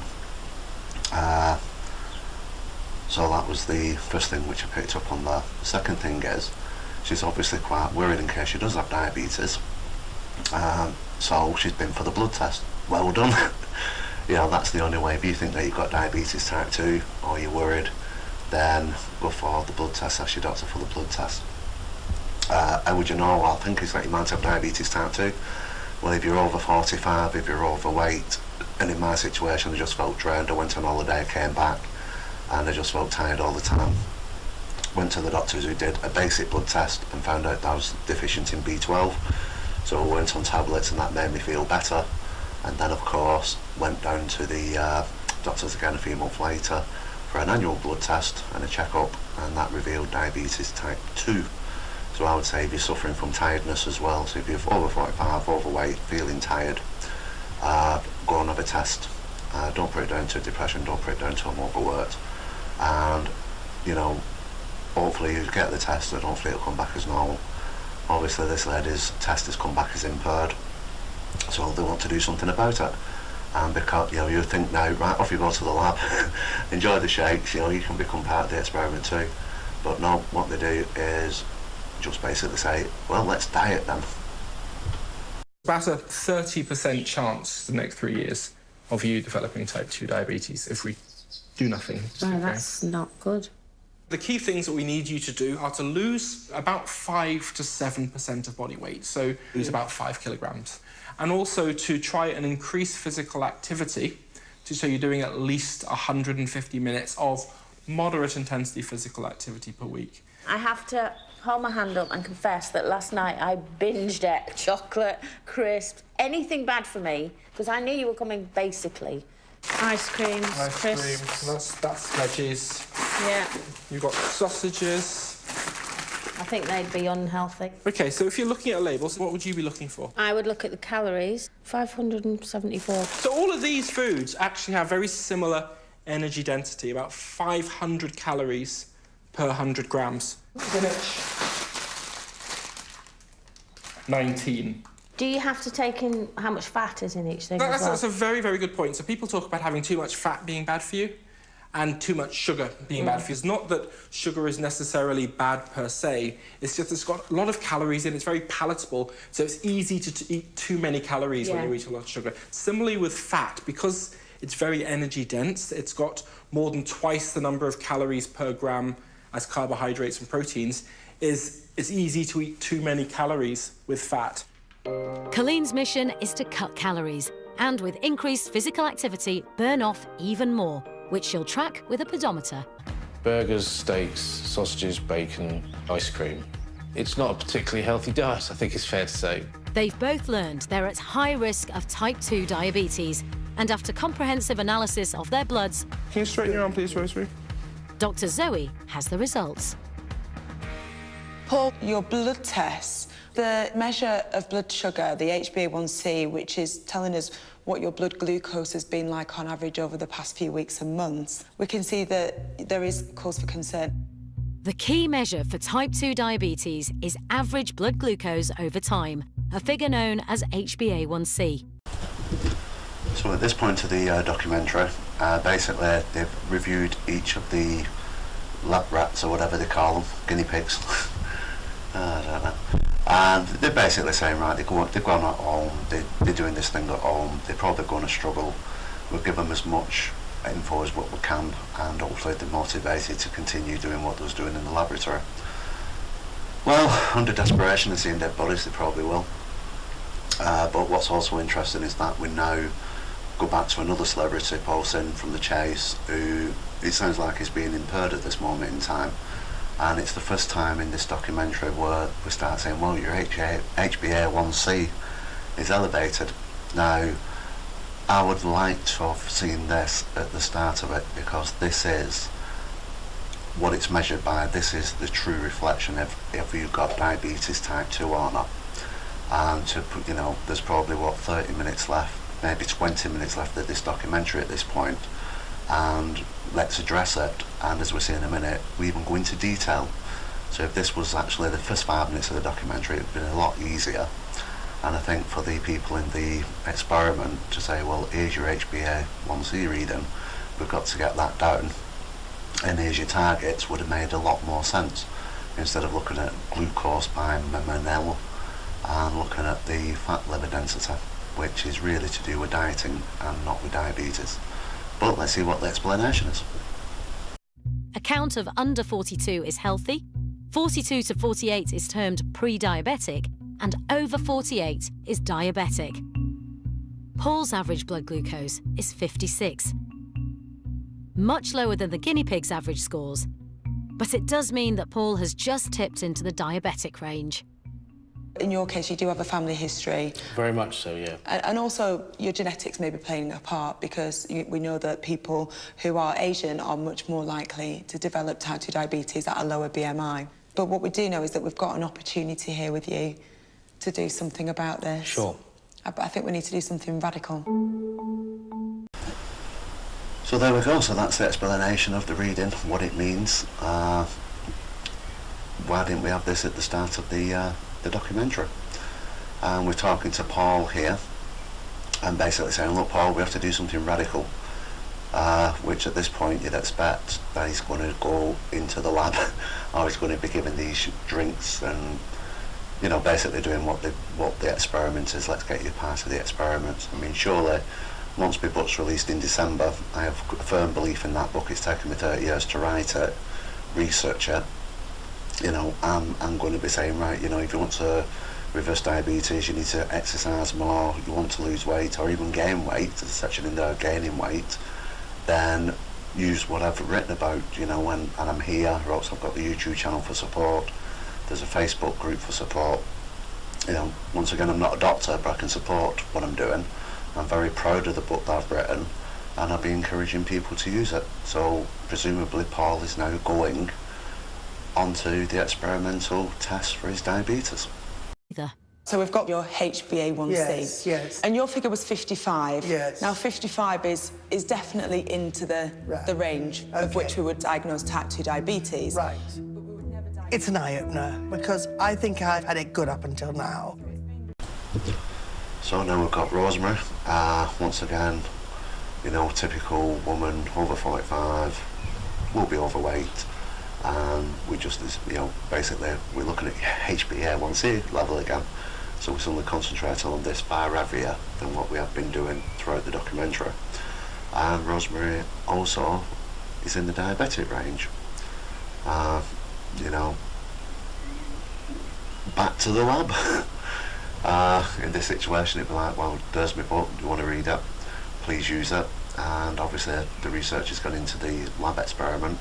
So this for me would be the rollout of what's happening in the lab to personalities, well, you know, celebrities, sorry, where they can endorse what's been happening. So wonderful, let's go with it. Paul, the target for you is going to be based around your weight. So I'd like you to aim to lose 5 kilos or 11 pounds. Wow. Fasting diets are all the rage at the moment, and there's research to say that it's not just because it reduces the amount of calories somebody's eating, but also gives the metabolism time to rest and repair. Paul, I'd love for you to try the 1-to-1 diet. Okay. So what that means is that in any given 24-hour period, you'll be limited to 600 calories, and then the next day, you'll be limited to 1,800 calories. I like the sound of the 18. The 600 is going to be a challenge every other day, but I'm prepared to take that challenge on. What are you going to give me? I'd like to try a completely different approach, just looking at the time window in which you're eating. OK. Early in the morning, you have high levels of a hormone called cortisol, and cortisol makes you more resistant to insulin. So by skipping a meal in the morning, we're giving your body a chance to try and overcome some of this insulin resistance that we've identified in you. What I'm going to suggest is that you have a 6-hour window each day in which you consume all of your meals. Good heavens. And that 6-hour window should start after 12 o'clock. How does that sound for you? It could be challenging, but actually it sounds really good. So we'll go on different diets. Which, you know, I mean, what's the point of doing the experiment if you're not going to roll the experiment out? What's the point of using personalities that are not going to endorse this brand new diabetes cure, or at least this way of improving diabetes? I just find it astonishing. We'll just use these diets. Now, Paul's diet of starving the body one day, eating normally, starving the body one day, eating normally. You know, people use that. It's something that, you know, what happens at Christmas? Are you going to get 600 calories down at Christmas? What happens if you're going out for a meal at the weekend? Do you suddenly now change your lifestyle that you can't eat out anymore on your 600-day calorie restriction? And would this not lead to somebody like Paul, who I know if he's in the chase, is going to quizzes they have buffets, or they at least present food, and does he now have to stand out and say, well, actually, I'm not going to eat that, even though he's going to thrive it? Don't know, it's not the best way to do something with him. With Rosemary, obviously, let's skip breakfast. Well, they have an entire section in my book about should you or should you not eat breakfast, and it comes to the conclusion that you should do. And there's also a section on the body clock, which I mentioned before, which basically you have the breakfast and then it encourages the body to kick in, get ready to burn off the sugar that you're going to eat throughout the day, and basically tells your body, right now you need to start burning calories. So once again, skipping breakfast for me is alien, and doctors have constantly said you should never skip breakfast, but suddenly in this situation, let's skip breakfast. You could class it as, are we taking the diets and making them experimental? Well, surely the focus should be on the quick fix diet or the quick fix plan. So once again, disappointing, but here we go. But for Tracy, it's one she's relishing. Exhale.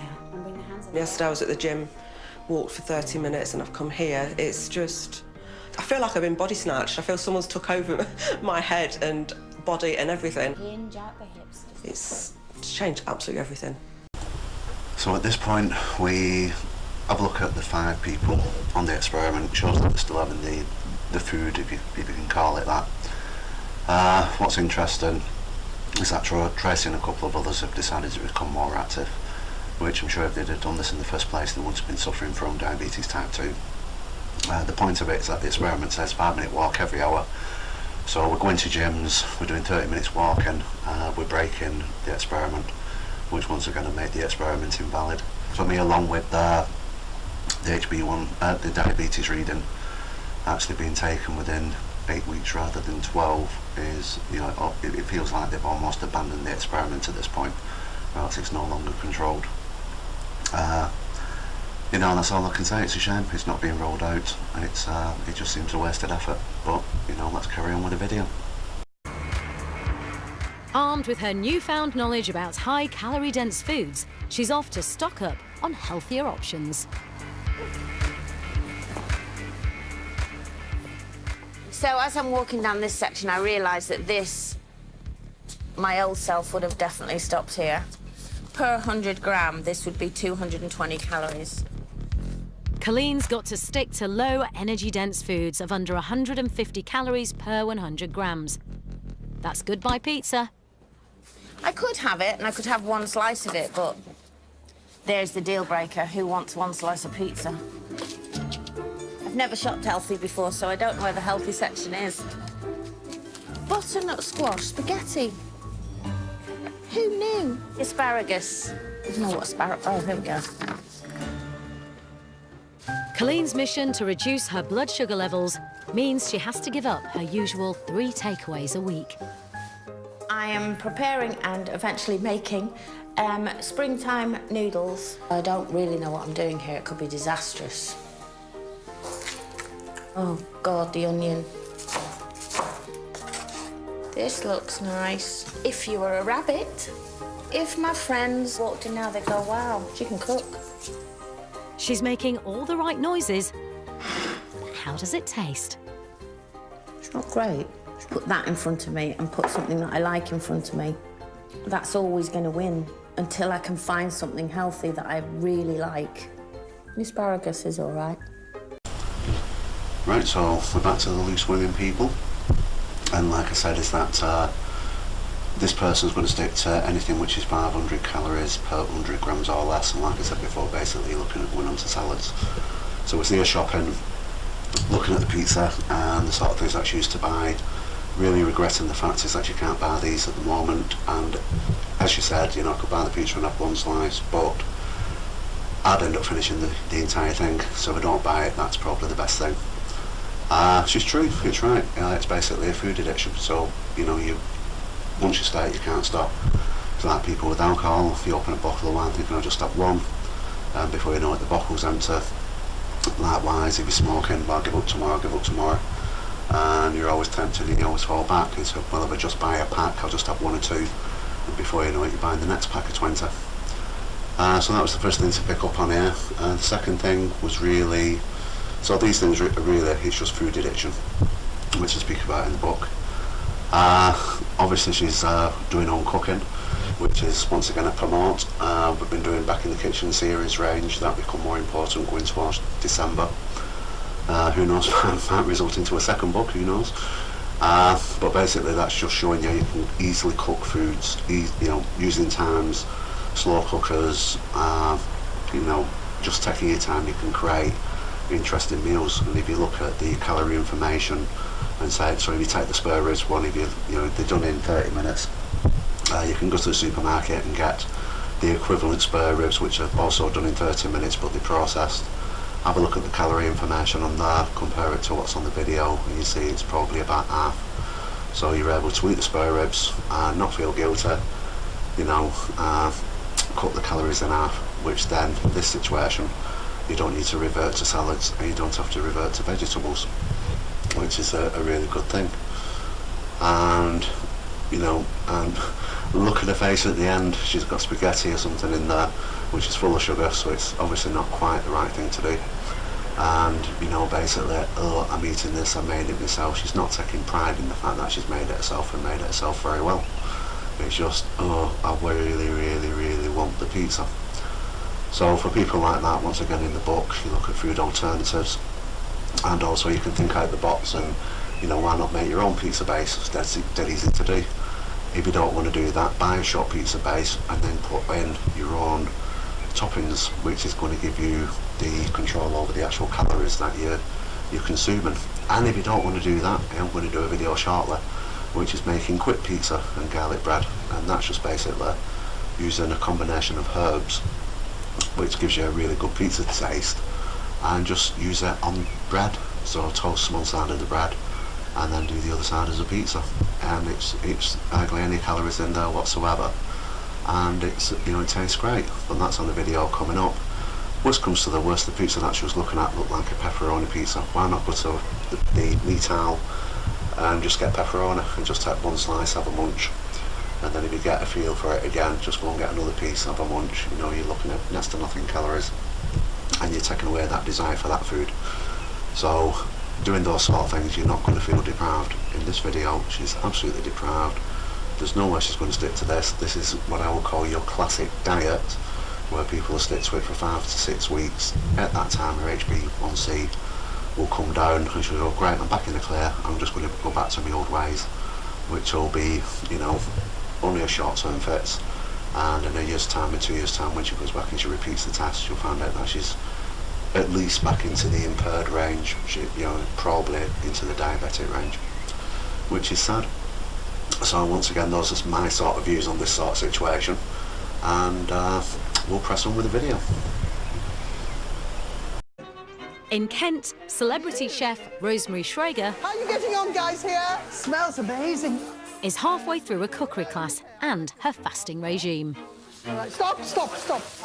To reverse her type 2 diabetes, Dr. Zoe has put her on the 18-6 diet, which means she has to starve for 18 hours. I would put a little bit more butter in here. Yeah. It's now midday. Rosemary's most recent meal was 8 o'clock last night. And to stick to the fast, she can't eat for another 2 hours. So not fair. But low blood glucose comes with a side effect: irritability. Work quickly. I don't want to hang around because we've got a lot to get through, everybody, so you better get on with it. Well, what can I say? Poor Rosemary. Skipping breakfast is never a good idea, especially, you know, if you skip breakfast, you'll be snacking, you'll be doing stuff before lunchtime, probably going for more sweeter or processed food, which is never a good idea.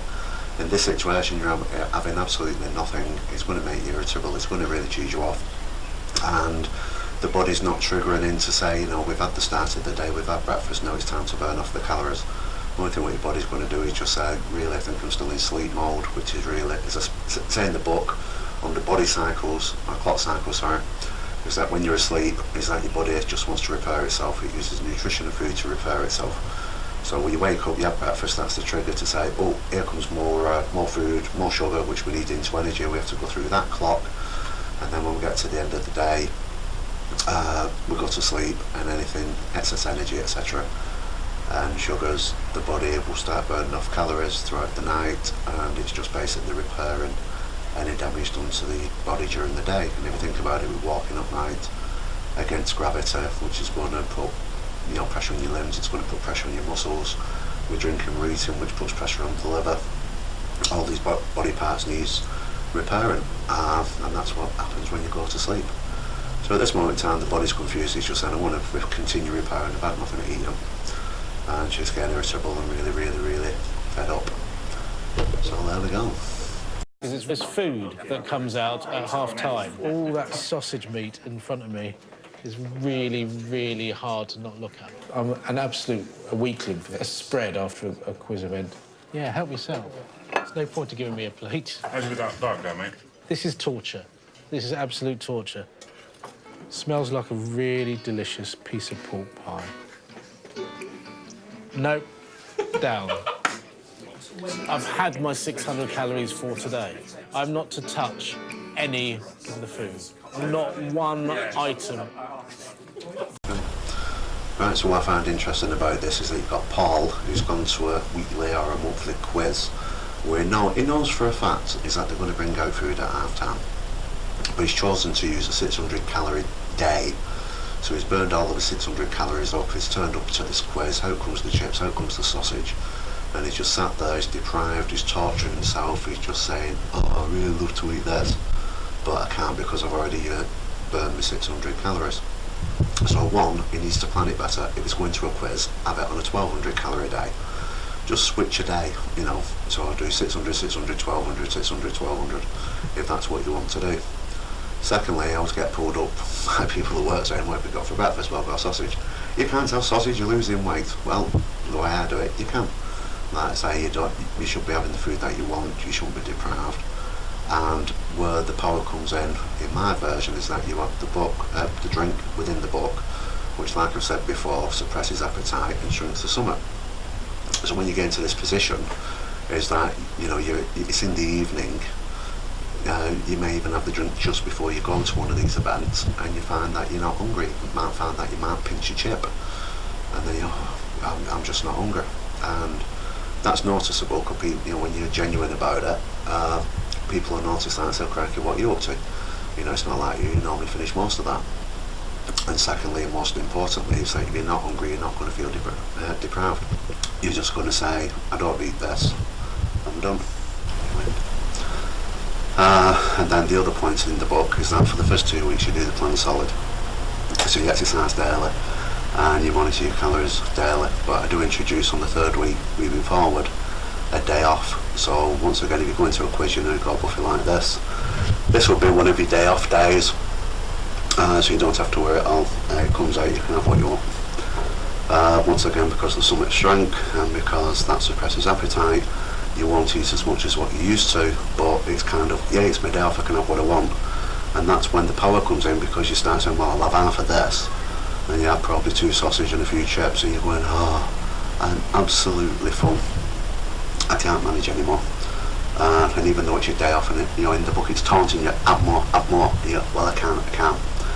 And you come out feeling absolutely wonderful, not deprived, you've tried the food that you wanted.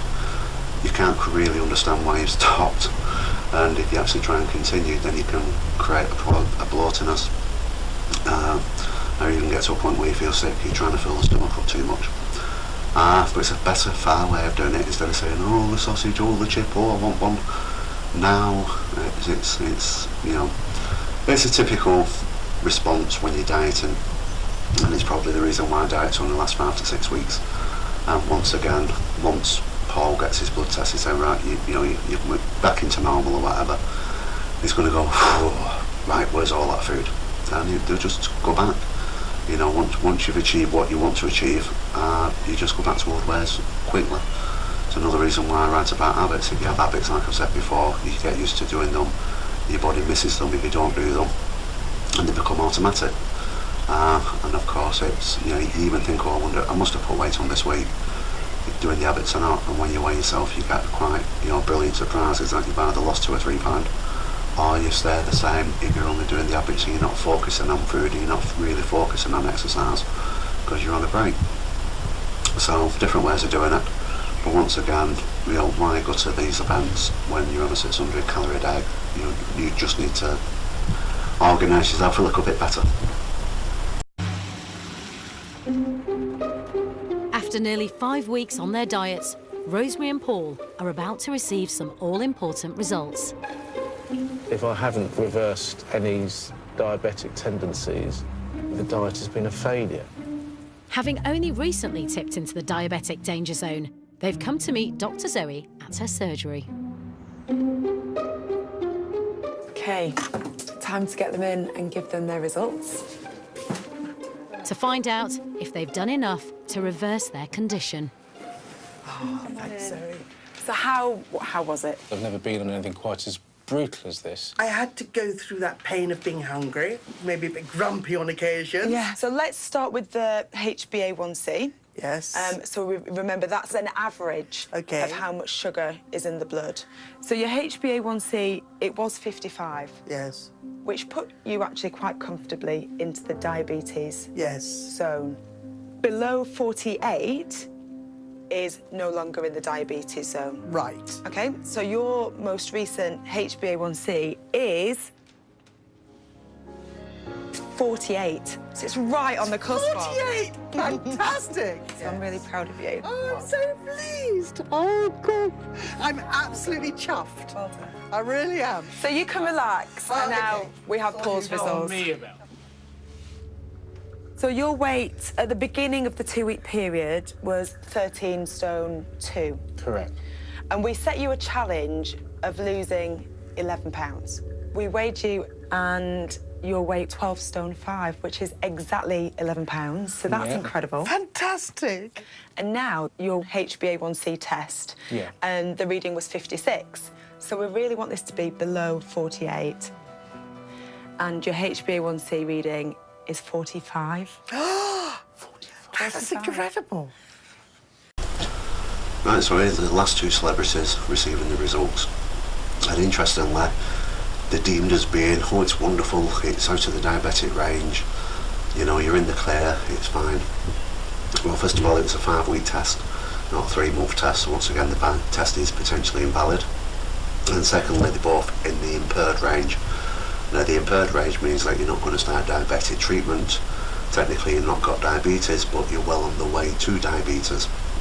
Both of these people will get a letter in 12-month time for the diabetes check. And, you know, I always say, anything like this, you have to see what happens in 12-month time. So I'm hoping there's an update of this programme which shows are they diabetic or not in 12 months. And really it's down to the person. If they carry on with a better lifestyle, hopefully they'll go into normal. If they go back to the old ways, which they probably will do because they've both been on diets, and most people after 5-6 weeks, this is once again interesting that it's a 5-week test, just revert back to their old ways. You know, so I think it's slightly misleading what they're saying is that, you know, in effect you've been cured of diabetes. You've not, you're in the impaired zone, which means you're still very much at risk for diabetes, and you very much will be summoned for a test next year to determine if, of course, the diabetes is back or not. And also, interestingly, they've registered these people as being diabetic on the medical records, which they probably haven't done.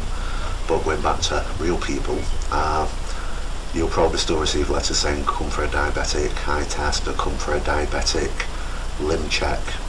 You know, I'm now in normal, and I still get those letters, and it's because the NHS found it difficult to remove the diabetes flag from medical records. So once again, all this could have been explained in the documentary, but once again it was missed. So now we go back to our 5 participants in the test to get their final results. It's interesting if you look at the faces, because suddenly we're talking about the diabetes reading, where before was talking about glucose, was talking about liver readings. So, you know, I mean, if I was one of these people, I'd be extremely confused receiving this result, because we've been talking about liver, and I've been getting upset about my liver. I've been talking about glucose and MML, and we've been getting upset about that, because that is, that confirms you're diabetic. But when they go back for this test, it's, and here's your your diabetes reading. Today, they find out whether the clinic's revolutionary treatment of an ultra-low-calorie diet has been successful. It could be a tipping point if it comes out negative, because I was 1 step away from insulin. If I don't get the results that I'm looking for, I will be devastated. I am nervous. Let's just see how things go.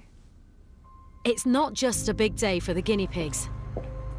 At a time when Britain is in the grip of a type 2 diabetes epidemic, this is the moment when Professor Jason and Dr. Zoe find out whether the Fast Fix clinic has worked and could be the answer to saving the NHS billions. You've all been on an epic 8-week journey. This is it, the moment of truth. And whether the clinic has been a success. I think we've kept you on tenterhooks long enough. Dan, let's start with you. Dan was already the success story of the clinic, effectively escaping his type 2 diabetes after just 1 month. Much of his original problem was down to his extraordinarily fatty liver. Your liver was sky high, 27.2. It was the fattiest liver in the group. Yeah. Until now.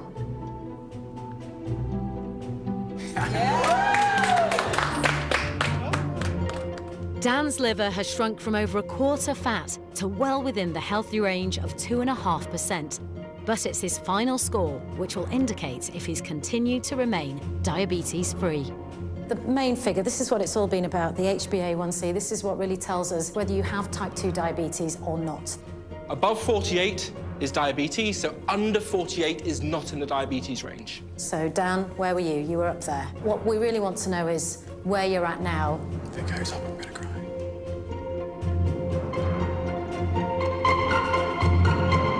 37.72. By losing over 2 stone in just 8 weeks, Dan has not only drained his liver of fat, he remains out of the type 2 diabetes range. An extraordinary result for Dan and the clinic. Just keep your weight the same and make sure it doesn't go up. I can definitely promise in 6 months' time, it'll be exactly the same. I can promise everyone here. Steve. 8 weeks ago, despite weighing under 13 stone, Steve had an HbA1c score of 76, well over the safe mark of 48. Now it's time to find out whether he's done enough to escape the disease. Now for the big one, HbA1c, OK? So, where were you? 4 weeks ago, you know it dropped. So let's look at where you are now. 46? So your HbA1c is officially out of the diabetes range. This is fantastic. By losing 2 stone in just 8 weeks, Steve's liver fat is now normal. But more importantly, he's dropped into the non-diabetic zone. To me, it just means that I'm a normal, healthy person, and more importantly for me, I consider to be a normal, healthy future. Moving on, Jenna. 8 weeks ago, despite being the youngest in the group at just 29, Jenna had the highest average blood glucose score of over 90. If you were going to maintain that level of sugar in your blood for the next 50 years... I wouldn't have been alive for 50 years. Do you know what? That is a real possibility. So let's see where you are now. You were 90.6. You're now 58.35. After losing nearly 2 stone and seeing a dramatic drop in her liver fat, Jenna's made remarkable progress and is on course to escape her diabetes. So I think that's good news. It's dropping in a straight line, so you've had so far to come from. This tells us, though, that actually to be healthy, you still need to go further. You still need to stick with it and lose more weight. OK, Luke, it's all about you now. All about you. Luke entered the clinic the heaviest at over 20 stone and with the second highest average glucose score in the group. So, HbA1c. When we met you 8 weeks ago, it was shockingly high, 87. So let's see where you are at now. It was 87. Now it's 53. Not bad at all. Luke's lost over 2 stone in weight and dropped his glucose score to near the safety zone. And with more time, he can still succeed. I mean, I think you probably need to go on the shakes for another 12 weeks if you can manage it. Yeah. And then that will hopefully get you out of the diabetes range, and then that will have a huge implication for your health over the rest of your life, and it will make you feel better too. Oh, definitely. I feel 100 times different. Tracy. Tracy arrived at the clinic at 15 stone, with a fatty liver and a glucose score way above the safety mark of 48. So, let's look at where you were. We know what happened in 4 weeks. It did drop to 60.19, which is still obviously in the diabetic range. Let's see where you are now. 48.95.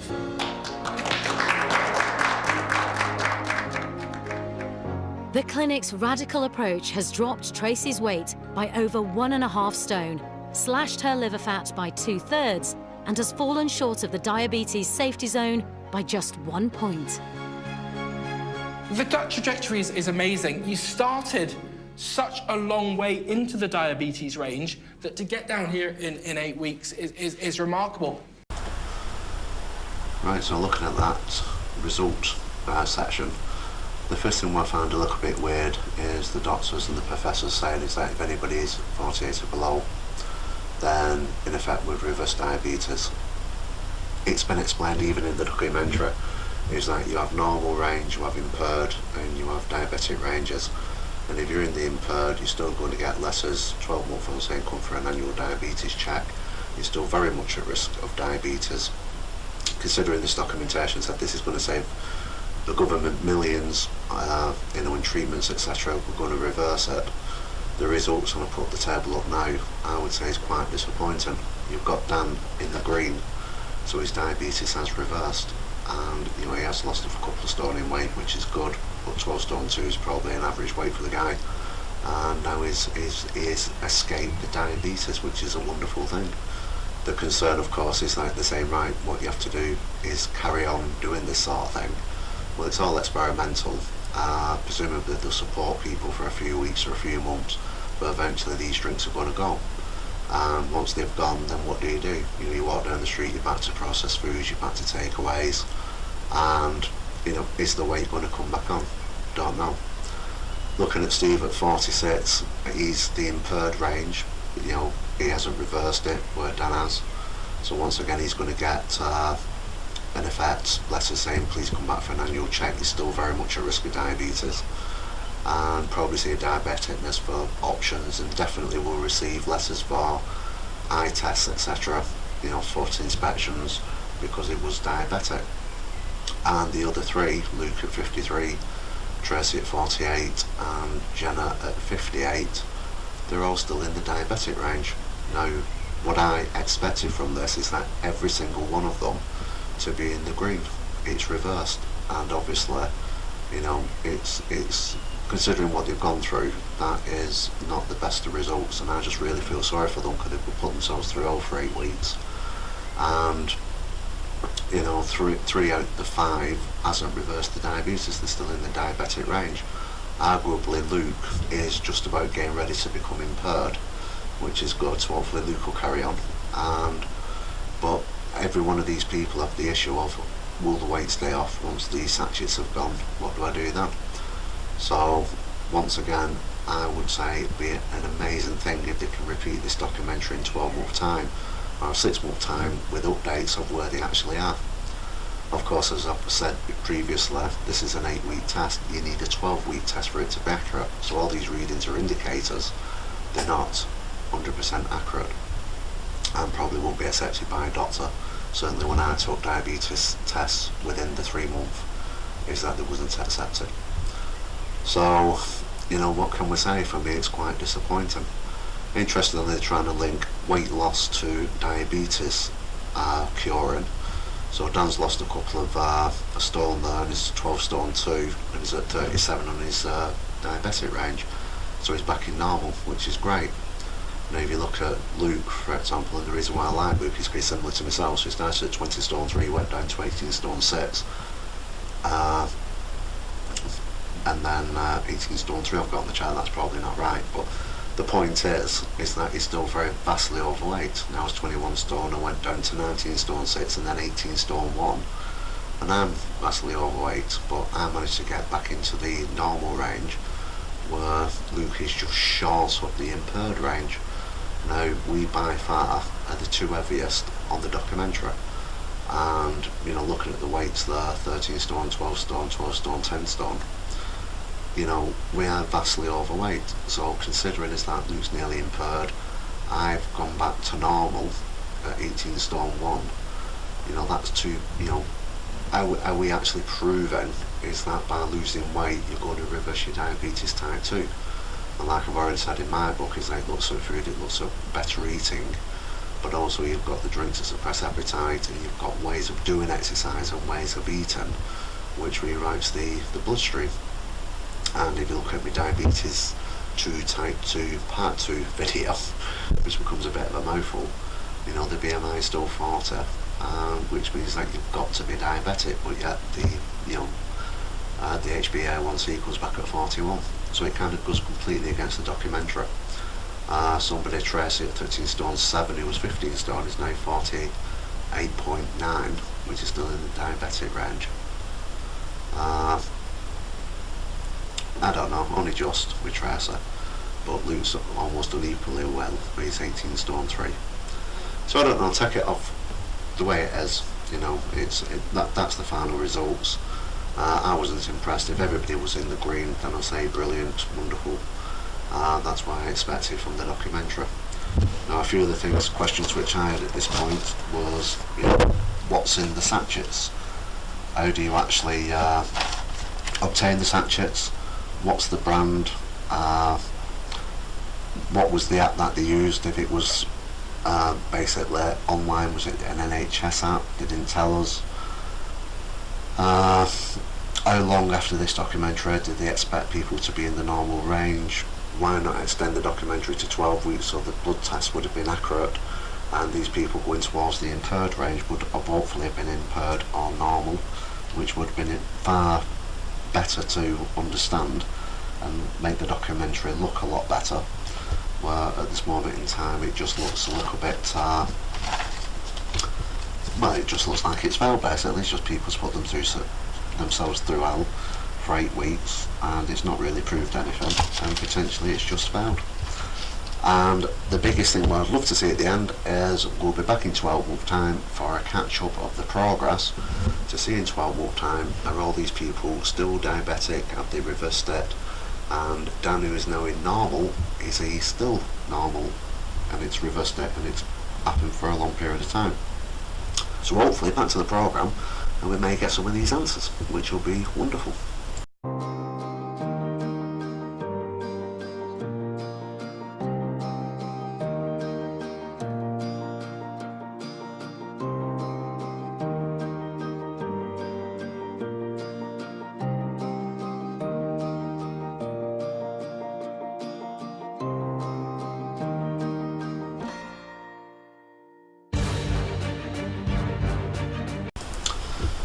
And there we go, so we've reached the end of the programme, and obviously those questions ain't going to be answered. It's interesting that there's footnotes there saying is that people was eventually made it into the normal range, but there's absolutely no evidence with the documentary. Perhaps it'd have been a better idea getting rid of the celebs and concentrating on a longer time period for these 5 people, so it was more provable about what they're stating at the end. Also, we've got the professor basically saying, you know, this is wonderful, this would reverse diabetes type 2, etc. Well, certainly losing weight's going to improve diabetes type 2. We don't need programs for that. Just typing, you know, diabetes type 2 weight loss, and it's even in Google, if you lose weight, your diabetes type 2 will improve. Hopefully they'll do a catch-up of this in 12 months time. If so, I'll be very interested to see what happens. Hopefully more information will be disclosed. Will this become a new type of diet plan? Very much doubt it, especially the fact that you have to come off all your medication while you do it, which is extremely dangerous. Well, there we go, so we've got titles. What I'd like to say is thank you very much for watching. This has been an extremely long video. It's probably going on for about 2 hours long now. It's, you know, it's been an experience. I just wanted to share my views. Obviously it's given away a few book secrets, but hopefully not too much, but hopefully just about enough to get you a little bit more interested. As always, if you want more information, more updates of the videos, then like and subscribe on YouTube, like and share on Facebook so more people are aware. And I'm just going to say thank you for watching a very, very, very long video. I do appreciate that there was some audio issues back over, well actually yesterday, it's taken 2 days to record it. So the audio was a bit iffy at the front, at the start, but hopefully it got better as we went through. So that's it. So we'll look forward to the next video, and we'll see you soon. Thank you for watching.